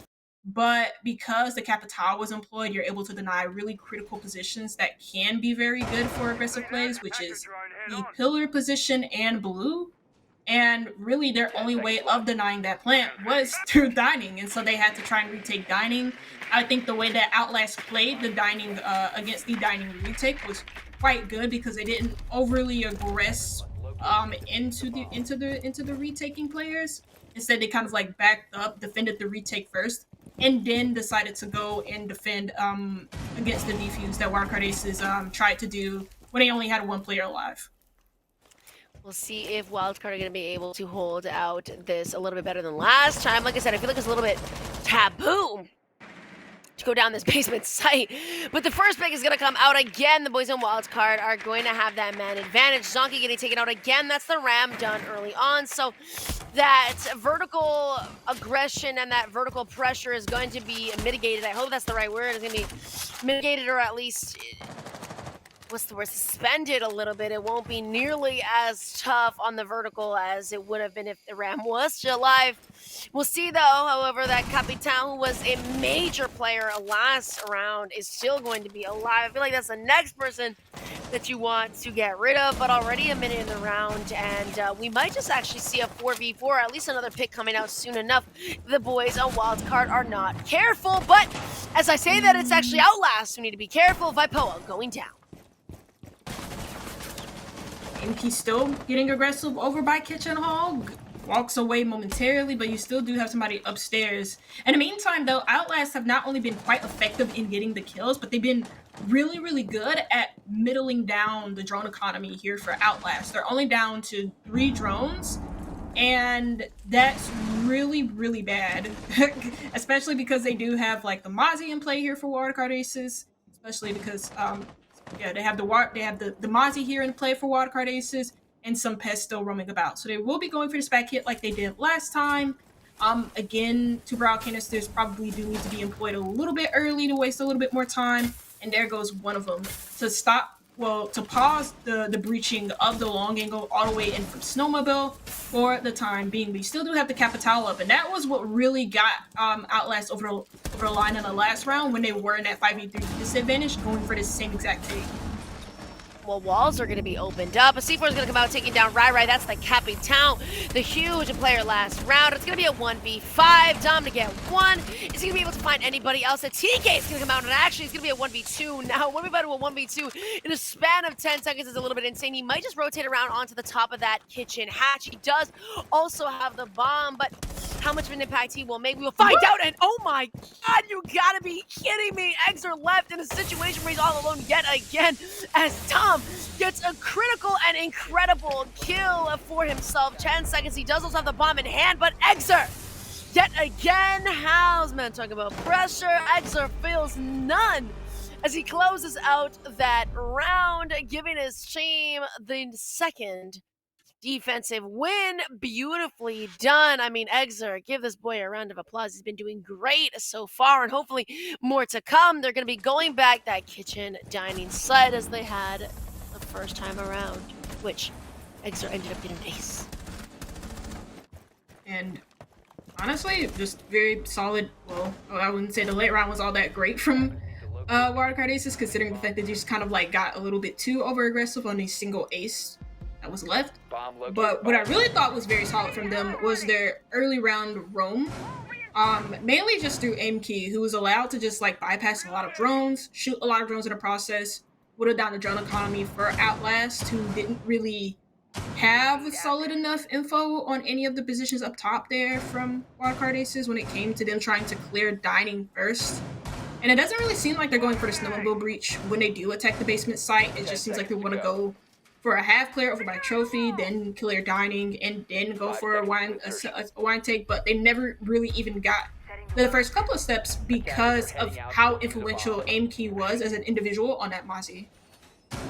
I'm very surprised no Miras have come out. I feel like this is such a great map for Mira, but it doesn't seem like you're going to be utilizing her at all. She's not that big of a player that I thought she was then, or maybe Wildcard just don't end up having her in their initial setups for defense. But already a pretty quick open on that castle barricade. Barricade won't be too much though, but you know what is going to be quick? It's going to be the death of Kronk as he gets taken down by Mr. Hectic. At least it is the Frost, so, you know, all of our utilities should be placed at this point in time, so hopefully it's not, you know, the worst case scenario, but definitely still one less body that you're going to be able to use to your advantage. Wildcard now at a 4v5, and no refrag, of course, to come out from that. Still have somebody down below that they need to worry about, and I think that's Teddy who shot open that door, or actually no, they shot open the door. Either way, they still have somebody that they need to worry about, and they also need to worry about these vertical angles up top, specifically in the closet position and in master bedroom. Teddy, though, was able to get a kill just from being down below, and that's the Bravo off of the board here for Outlast. As, well, they haven't really made much progress off of that opening pit that they got onto Kronk. And that could be for a number of reasons. Maybe because Wildcard Aces at this point haven't been really giving them any openings to work off of. There's nobody currently in closet, and if Outlast are able to figure this out and then take trophy in the process, this could be a really good push for them. Well, it seems to be an even now playing field, a 4v4, but I speak too soon yet again. Oh my gosh, this is going to be a 4v3 now. Schminkololo is going to get taken down, and so the boys on Wildcard are going to be at the man disadvantage, but we did see last time Mr. Exer was in quite a bit of a disadvantage and was able to hold it out. Time continues to tick, and I think the biggest player is going to be time. We still, of course, have that Nomad on that rappel for however long she's going to be. Well, we're going to have to find out, but a 3v2 coming out. The boys on Outlast still are going to have that man advantage, but it finally seems like Nomad has taken her business elsewhere. This vertical pressure still coming in, even with no Ram and Zonky to take down Aimkey. Again, Exer left in a 1v3. Who knows? Him with the M is absolutely rocking tonight, and we might just see him rock one more time. 20 seconds remaining, and the boys on Outlast are going to have to start making their execute. Already on top of the hatch. They're waiting for an opening from Exer. They do also have bomb, but there you go. Rai, the first one to get taken down. With 10 seconds, unfortunately, well, not unfortunately if you're an Outlast fan, but unfortunately for the boys on Wildcard, Exer cannot always clutch up. And despite his efforts, will lose out that 1v3. And well, it's even game 2-2. Because of how aggressively Wildcard Aces were playing around like Trophy and around like Trophy Kitchen Hallway specifically, and I think that was also West Main too. Outlast had like a very difficult time at least trying to push into dining despite there being nobody on the vertical angles and closet. So that's why it took them a little bit of time. I thought originally there wasn't going to be much there for Wildcard Aces, but I underestimated them a little bit, and that was kind of like my fault because I kind of forgot that they are a very aggressive team. They do like to get in the faces of their opponent, and Outlast were just trying to take the time to get more info and figure out where the Wildcard Aces players were that could give them trouble when they execute. They correctly found them out, and despite there being a Valkyrie camera and Trophy that originally gave Outlast a lot of issues, wasn't really enough considering the man advantage, and also, well, the Zonky diff, because I think he got a 3K on that round, so good from Zonky, great from Outlast. They get their second in a row here on Chalet, and that's really positive for them considering the fact that now Wildcard Aces are going to be playing on the Bar Gaming site, and they are going to employ the mirror that you've been begging for this whole entire time. I love Mira so much, and let me tell you something. Any chance I get to play the Vector, I will play it, whether it's on Goyo or whether it's on Mira. Best believe I'm on Mira every single site when I'm playing Chalet. This will also be the first time, however, that we're going to be seeing that Bar and Gaming site get played. So 4 rounds in, finally on that 5th one, we're going to be seeing that site come out, which I feel like we're coming a lot faster, but I'm not sure why Teddy is running out with, I don't even know what the plan was there, but she's already, sorry, not she. He's already going to get taken down, and that was quite early, leaving his teammates, his comrades, at an early disadvantage already. I'm not sure what the plan was with that, but I'm not really liking it at all. Not only that, but Aimkey trying to find a little bit of something. Unfortunately, isn't going to find anything but a couple bullets, a little bit of a haircut, if I do say so myself. And so 2 minutes remaining. The boys on Outlast are going to have that early advantage, and it seems a little questionable off the side of Wildcard. To be fair, I can see why Aimkey wanted to try and go for that peek over by Food Balcony. He's trying to get the refrag because Teddy died that quickly. I wonder if it was just maybe a sound issue, maybe because he thought the rappel was really, really close. I don't think he was exactly looking towards the Sophia, or not the Sophia, who is ever on that balcony, because they don't have a Sophia.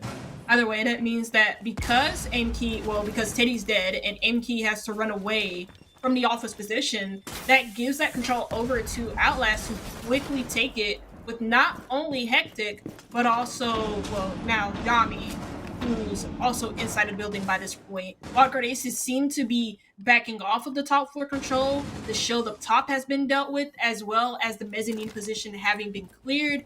That's so much control giving over to Outlast, but with the minute left, you may want Wildcard Aces to see if they can try and waste a little bit more time here. Just a little bit more time waste might be great. It's not an overwhelming disadvantage, but the entirety of that top floor is going to be taken by the boys on Outlast. It is going to be their control, and so all Wildcard is really able to do is basically just to bunker down and try and get a little bit cheeky at a couple of picks, as Outlast are going to be, forced to go through sight. And as I say that, Eggs are the man of the match so far, doing absolutely amazing. We'll take down one. It's going to be Hectic, but another 4 are going to remain to scratch that, make it 3.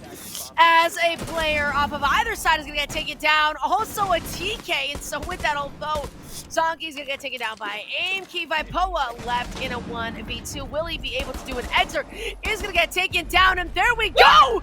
You gotta be kidding me! We just let him whip out the pistol and shoot them both. What are we doing? The boys on Wildcard Aces couldn't be none the wiser as he comes in with a pistol. Vipoa, a huge player on the side of Outlast. I gotta say, probably the most overwhelming presence on their side is just, he's pistol whipping it out. Can you believe it?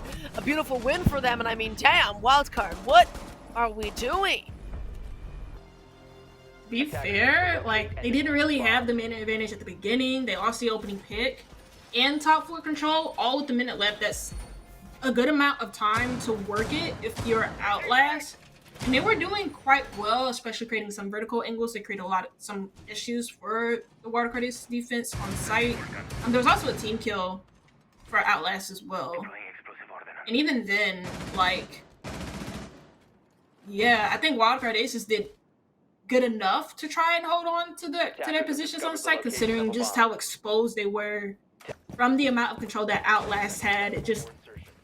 That's kind of crazy to lose that round based off of that 1v2 clutch with the pistol. It's going to be Wildcard Aces now to attempt the bottom floor site this time around instead. So I wonder, last round on defense, looks like they are going to be roaming up top, not only defending the dining room area, but also defending really, really close to fireplace as well with a player in library. Just very quickly, I want to say, I feel like the boys on Wildcard I'm not sure if they were really aware of Vipoa's position, because I feel like they wouldn't have lost that had they known that he was going to be waltzing his way in through a bar. But regardless, that's last round. We're on to this one. Wall is already going to be open, and of course this basement defense is going to be coming back out. Unfortunately, Wildcard, the best that they can do is leave the split at 3-3, which isn't horrible.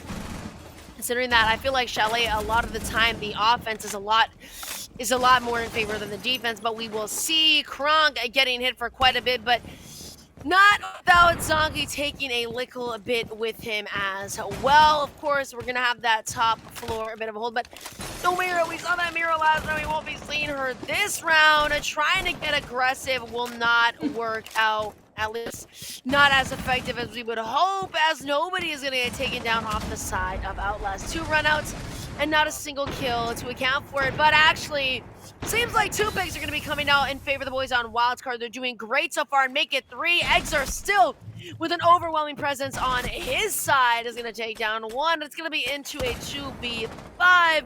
Vipoa and Hectic to take down Aimkey, but still a bit of a disadvantage. Damn, the headshot coming in, and it's looking a lot closer for the boys on Outlast now. This is a 2v3. One player on the fireplace, up on fireplace, could probably just rotate down the fireplace stairs. They don't really have the fuser at the moment, and I'm trying to figure out where that is exactly. Teddy does find the kill on the player on the fireplace stairs. And that leaves Vipoa just outside of the open breach. And you could probably try and farm some picks in case Wildcard Aces do get over aggressive, and they do have their moments to do so. But instead, he's just gonna go for a quick rotate. Where is the diffuser? Oh, it's just that deep into sight. I think that's on Fireplace Stairs itself. And yeah, that's quite troubling. Teddy does find the last kill though in that round for Wildcard Aces. And Outlast, I think, tried to go for a main breach rush. They go in really, really deep into sight, and they just lost 2 opening kills to the Tuber outplaying inside of the connector. Well done for Wildcard. Being able to at least leave split at that 3-3 is not too shabby at all. And we're going to be seeing that top floor get played on the side of Outlast, as this is going to be their first defensive round. Of course, obviously, we already know this, but 6 rounds in and we get the split. And so there we go. Outlast bringing us a castle is what I like to see. And the mirror that I've been saying for so long. I love playing Mirror here, and I love when Mira gets played here, and I think that Wildcard overlooked that. I feel like they should definitely be utilizing her. She's so great, especially on Chalet. So we'll see if Outlast are going to be able to use her to their advantage and end up winning this out. But regardless, here we go. First round of split on our first round after split on the way. The top floor is where we will be seeing the boys on Outlast go first. 10 seconds to insertion. I also think your point about the mirror could helping helping Wildcard Aces out a little bit more in their defenses is especially true because a lot of the times they were getting forced out really, really, really quickly on their top floor extensions, and the mirror can help you with holding on to top floor extensions for quite a long amount of time, considering just because of how few counters she has. It's only just the Kali and the Ashe. And Outlast, I think we're bringing the Ashe quite a healthy amount of times. But either way, this round is being played. And it's actually going to be Rai did early on. That takes a lot of the Wamai utility out. And I believe he was playing over by Trophy. He could have been playing on the Solarium stairs and, well, wasting so much time for the defense. Wasting so much time for the defense. And sucking up a lot of utility, such as those frag grenades is in the back pocket of X. So now that he's dead, there's no potential for that whatsoever. And Wildcard Aces get this bottom floor control and dining. Yeah, that's a little bit disappointing considering that Wamai's ability, the main thing of it is you have to stay alive in order for it to recharge. Jogaby Call's coming out, and not only are Jogaby Call's aim key is going to be coming out of the game, but the refrag onto Vipoa will do the boys on Wildcard. Just as a 3v4, not too shabby, but there is going to be about 1:45 remaining in the round. A lot of pressure coming in from the boys on deep. So with that, Hectic taken out, but Zonky will be able to find himself a kill and will put his team at a little less of a disadvantage than they were at before. The Grimbees coming out are going to give the position away from Warden, but here we go. This is what we're talking about. Warden will not be so easily pushed out. He's going to be able to hold on to these. Is it Astro or is it Solar? Either one. I can't remember. It's always either Astro or Solar. Solar. These Solar stairs are going to be able to hold on to them a little bit longer, but it's about 1 minute remaining, and boys on Outlast still man disadvantage. Grimbees as well being used one last time. I think that was towards the rotate, but by this point the mirror is already so far up and misses her chance to kill the player just in the Ivy Hall. Now that she's dead, Dami's all by herself in a 1v3, and he can't get a single kill. It's going to be Wildcard Aces to find their very first round, suited off with a very good roam clear down below. And then they readjusted to clear over by Mezzanine, and then went back over to Solarium, and then back over to Mezzanine. So clearly putting Outlast through a loop. On their toes. On their toes, yeah. Gotta keep them on their toes at all times. I have no clue where the offense is going to be coming in from. Wildcard honestly are looking a lot more coordinated, a lot more together, and a lot tighter this game. Maybe it's just the map itself, but I mean, they've been playing absolutely amazing. Granted, couple rounds, Exer was just there to clean up the mess that his teammates made, but I mean, they've been playing great so far, and although the game is tight, I feel like these rounds are great for either side. I feel like it can honestly swing either way. We're not always too sure who might come out on top, which is the absolute best. And I feel like it always happens on these types of maps, these very OG and very well-known, well-loved maps. Chalet, honestly, one of my favorites. That's why I'm Glad to see such a close game on such a great map. Move forward though, the round begins and already an early spawn peak of Ipoa. Like I said, a great contributor to his team and an overwhelming presence on Outlast. Will try and find one, but unfortunately won't even get a hit of damage in. Still up here on the top floor, and he's not necessarily alone, but the next player who's upstairs is extremely far away. And against the Deimos, it's going to be quite hard to play against if you're just this far away from each other. At the moment, the Deimos is positioned over by library balcony, so you can already tell that not only with the Deimos employed here, but you also have the Ram and the Fuse, that they do want to go for a full top floor clear. The first player to decide the target is the Legion, who was originally playing like just on the top of Ivy stairs. Now with that Deimos track, he's gonna walk away, but you still have somebody up top, and it seems like Wildcard Aces know about it. All by himself, all isolated. He's got to be careful. Situation. You don't want to be left alone, especially when you got all these attackers on you as well. The Legion is going to be the one to get pinged out, but I mean, oh man! Not only is he all the way down in sight, but unfortunately aim key. Obviously being able to make that cut out where he is, that C4 is going to hit him hard. Oh, and with that, well, he's going to get taken out. Deimos, honestly, a great operator to get rid of, and well, it's going to be a 4v5 in favor of the boys on Outlast. It seems like no fuse charges are going to be ringing in the ears of Outlast. However well they're going to be able to defend it out, we will find out shortly. Use cluster charge is going to force some movement in the meantime. And right now, if Ipoa does go down to the player up above, that was the Ram. Time continues to tick. It is going to be a 4v4 now. A minute remaining in the round, but Wildcard still have a lot of work to be done. They are, of course, doing the main steps and getting the blueprint for everything, but will they be able to get this execute down and dusted?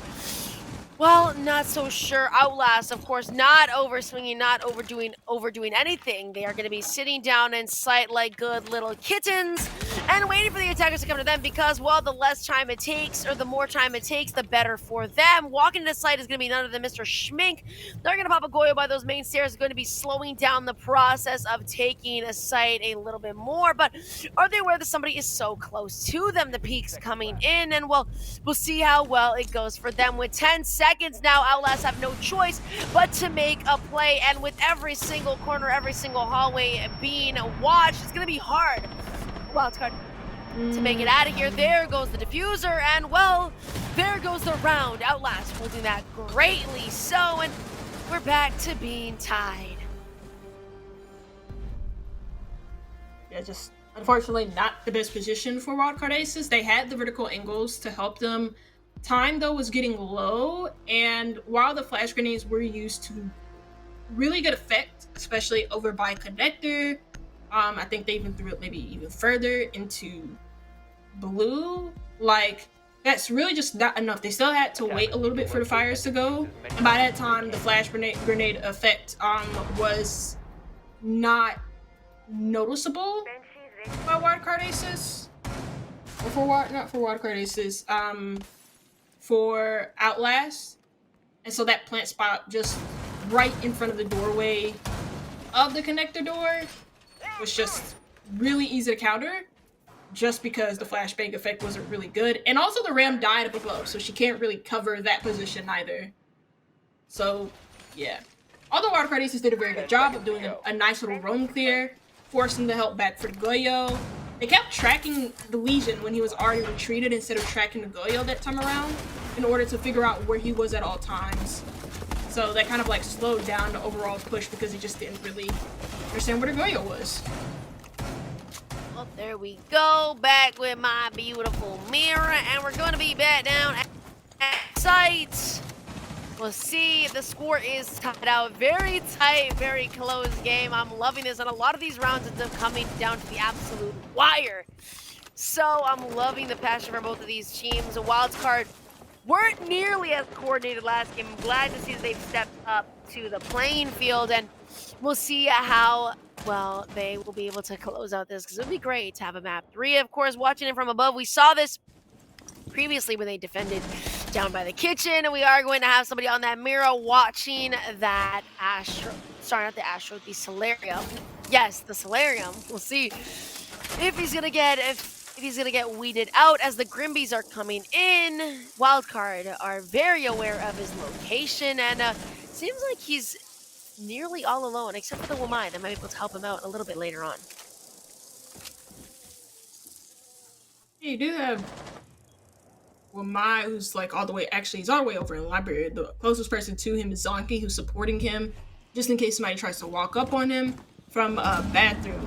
Though Hectic is the first one down, and I believe that was one of the site players, so that causes some other rotations to happen in from the mirror. Not only that, but also the fact that that castle barricade has been destroyed and there was somebody originally on the window. So they're trying to get the kill onto that player, just so that Dami could have an easier time holding the mirror down. In the meantime, though, they're going to be pushing a little bit further up. After losing that first kill, this makes a lot of sense. They do want to try and find a kill back. Though with a minute and 15, Wildcard Aces haven't really stepped foot inside of the map. And, I mean, you still have Nitro Cells and Lucy Banshees that is going to cause some issues, but if they've used the Bravo drones quite effectively, those shouldn't be as big of an issue as I'm thinking they might be.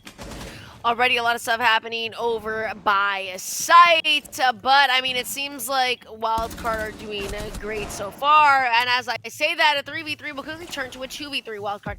Still are going to have that man advantage, but they have to be wary about what is happening up above. The boys on Outlast, despite the man disadvantage, are still going to have that top floor control, which can be a bit of an issue if they're not careful. Here comes the game of starting to plant down that bomb. They see him from the hatch, and I'm not sure why he would plant directly there. I feel like there's definitely better locations to plant from, but there we go. Of course, having Outlast such an effective and such a strong top floor hold is going to be hard for the boys on Wildcard Aces to do too much without exposing their bodies. That plant, however, is going to get taken, or is not going to get taken out, it's going to get planted. And so it's going to be a 1v2, but a post-plant situation. Zonky's so low, you can sneeze on him, he will get knocked. And so Teddy just needs to wait this out, wait for the boys on Outlast to push him. So I'm not even sure necessarily. Ah, there we go. The bomb planted just by that doorway. Really, I mean, with a little bit of time, one of the only entrances that they're really going to be able to take is either through those solar stairs or dropping that hatch. And the first one to get taken down.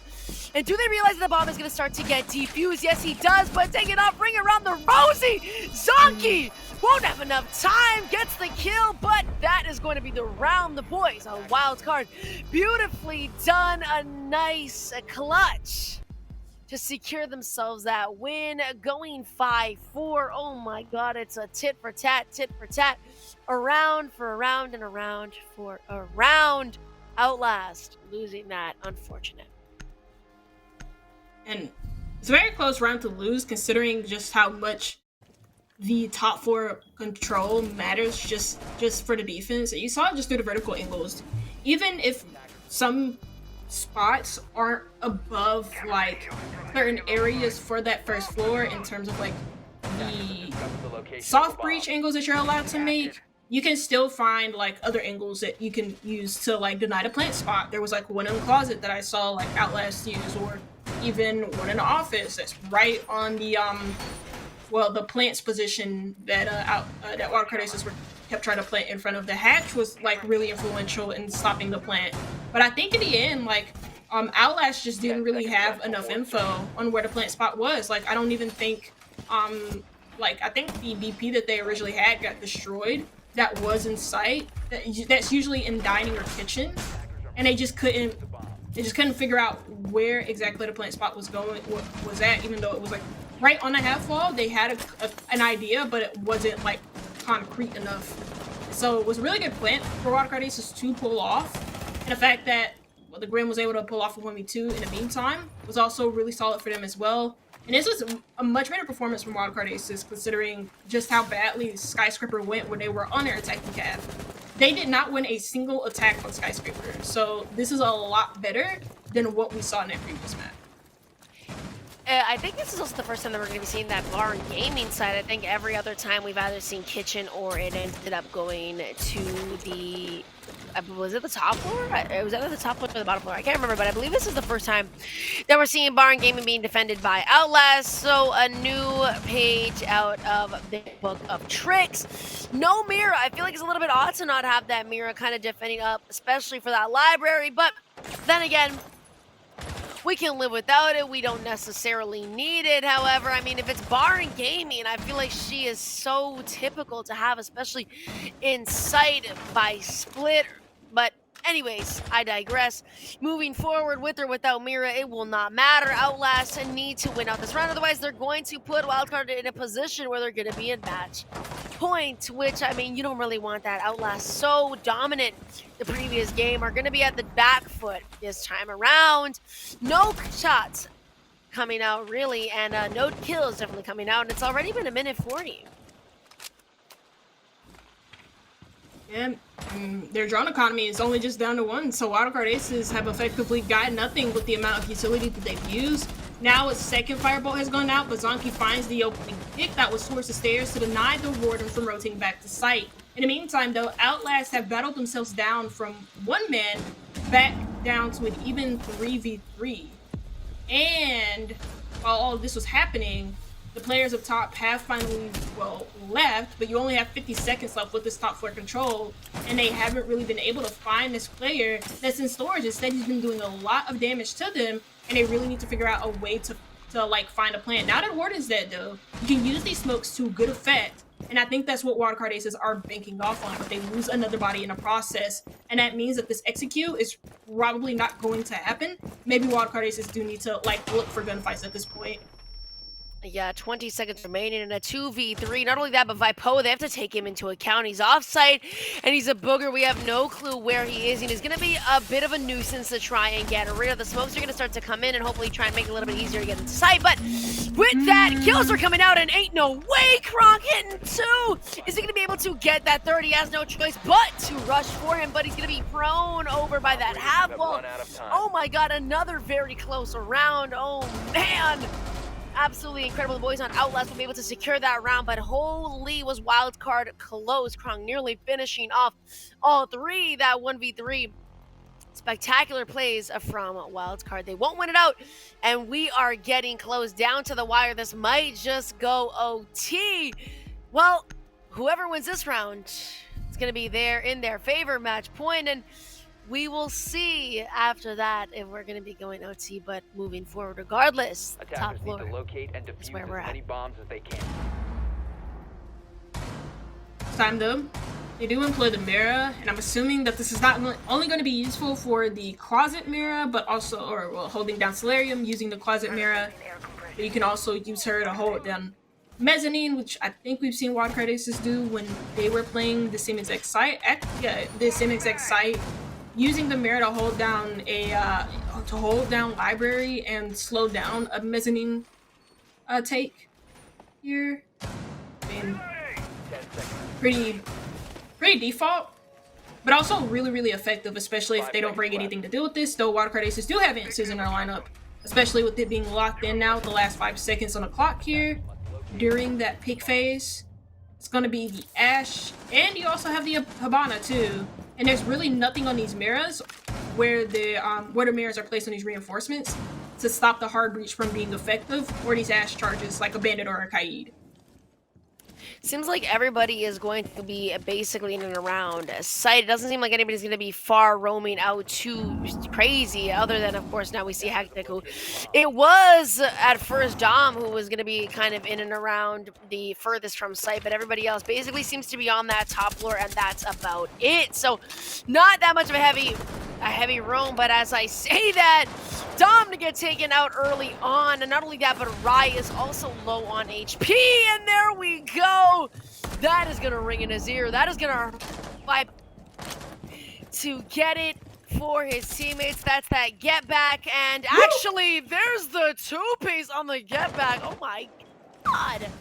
Holy crap, you gotta put a leash on Vipoa. He's been absolutely insane. Feral, both these games doing absolutely incredible, bringing his team back. We're at a 3v3 now. It's an even playing field, and well, I mean, isn't that the best? 5-5, and it's a 3v3. Anybody can win at this point. I don't even think that Ash charges have actually hit the mirror windows. I think they were just trying to use it to try and like dislodge some of these vertical positions, but even then it probably could have been just for the other mirror. Either way though, you don't have any Ash charges. A player has died in the meantime due to a run out, and that was Vipoa, I guess, trying to challenge on Piano Balcony, but nobody was there, so that was like not useful.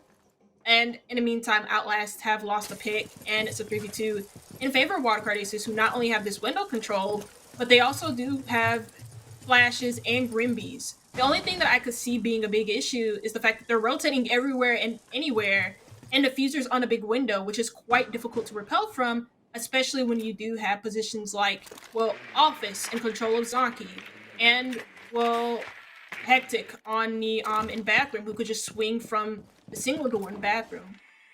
I feel like if anybody but Exer had the diffuser, I feel like it would be incredible, because having him on that big window control would be great to just hold Outlast. But damn, Hectic to get the first and Zonky onto the second. It's going to be Exer on the window last, alive, and well, that round got ended quite quickly after those first two picks, and Outlast are going to secure themselves match point.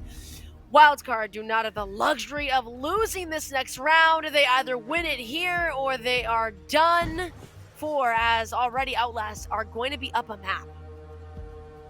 Yeah, and you could tell just how much Wildcard Aces put, how much stock they put into trying to like clear the Solarium position, and also just clearing, well, any and all site pressure, because they just had the defuse on the master window the whole time, and it clearly depended on Exer to be able to try and repel in, and the last two players alive that were actually inside the building that could move were just rotating back and forth, trying to see if they could find any picks. And because of a lack of info, only having one set of Grimbies left that didn't really hit anything after they were released, Wildcard Aces couldn't really find anything. So yeah, I just think having that diffuser in the hands of somebody else, especially with how much control they were able to get. Ash was inside the building. At the end of the day, Habana could have put herself inside the building too. It could have cleared out the bathroom player, and then tried to plant on the hard wall next to the closet entrance going into master bedroom. It's like towards Solarium. So that could have been really easy for Wildcard Aces if they had to defuse with someone else at the very least. Yeah, having it at that window was kind of unfortunate, but it is what it is. Maybe he didn't even realize that he had diffused by the time that it was too late for them to really do much about it anyways. But regardless, a new round, it's a new dawn, it's a new day. Wildcard have, like I said, and have to win this out. Outlast at the very least have the luxury of losing, but as for Wildcard, well, they have absolutely none. They can't lose this at all, and going to attack this basement floor. We'll see how well they do. They are going to have that ram, of course, as they should, and we'll see how effective their vert is going to be. Wall is already going to be opened up, beautifully so, but are they aware there is also going to be this very ominous presence, Vipoa, with the most aura on the side of Outlast, all the way up on that third floor? Not just him, but his friend to help him out a little bit as well. It actually seems like there's going to be at least one player on every single floor to hold stuff out. There's going to be somebody on the main floor, as well as, of course, this top floor and the bottom floor. So seems like we're going to be trying to pick off anybody wherever we possibly can, get that early advantage as fast as we can. But already waves being made. Walls are already open, and near every single wall to site is going to be opened up for the boys on Wildcard.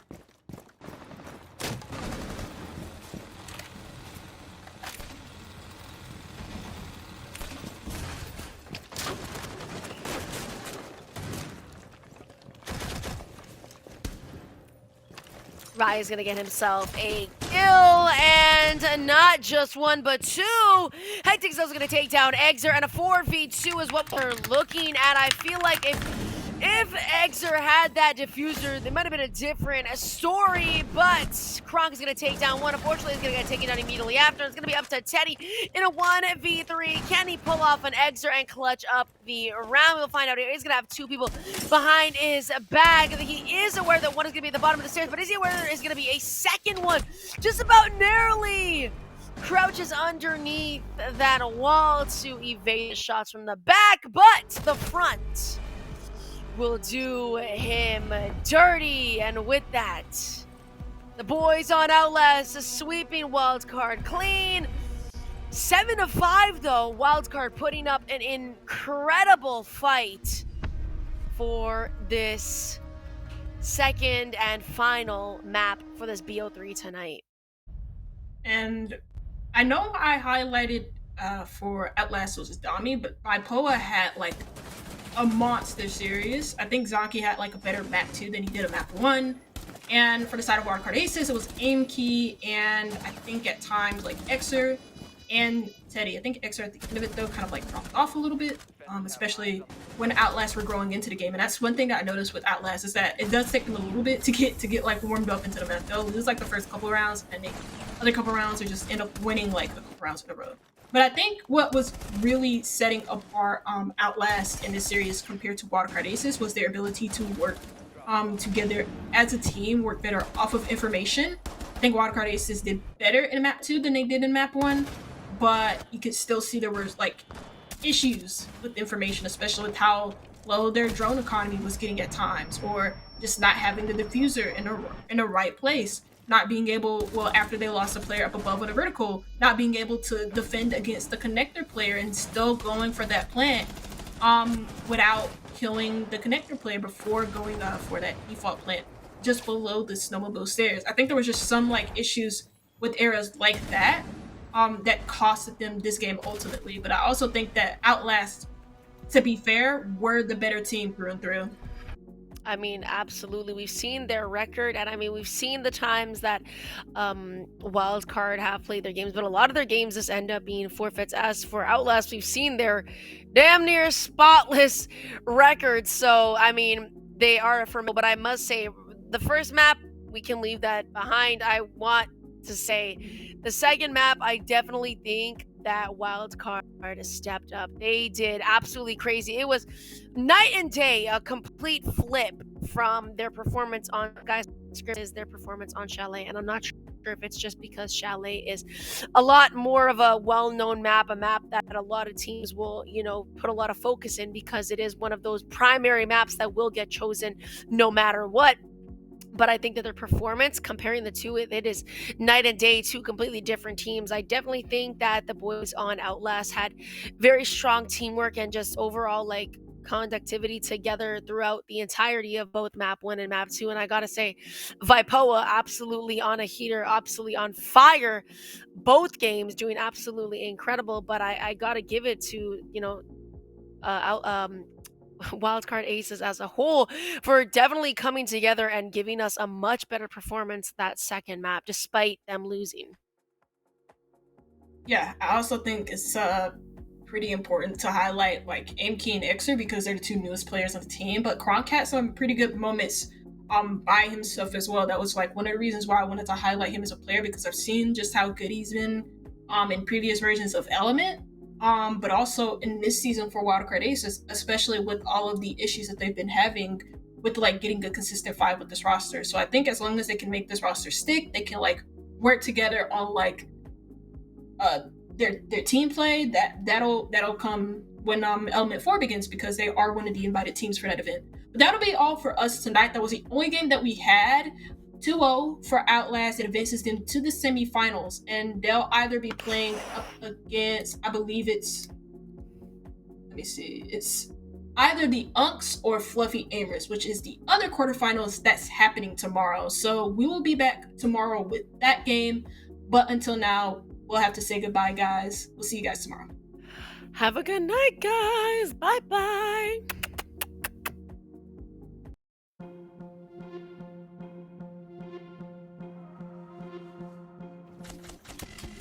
Been trying to change what I've been trying to say. Words don't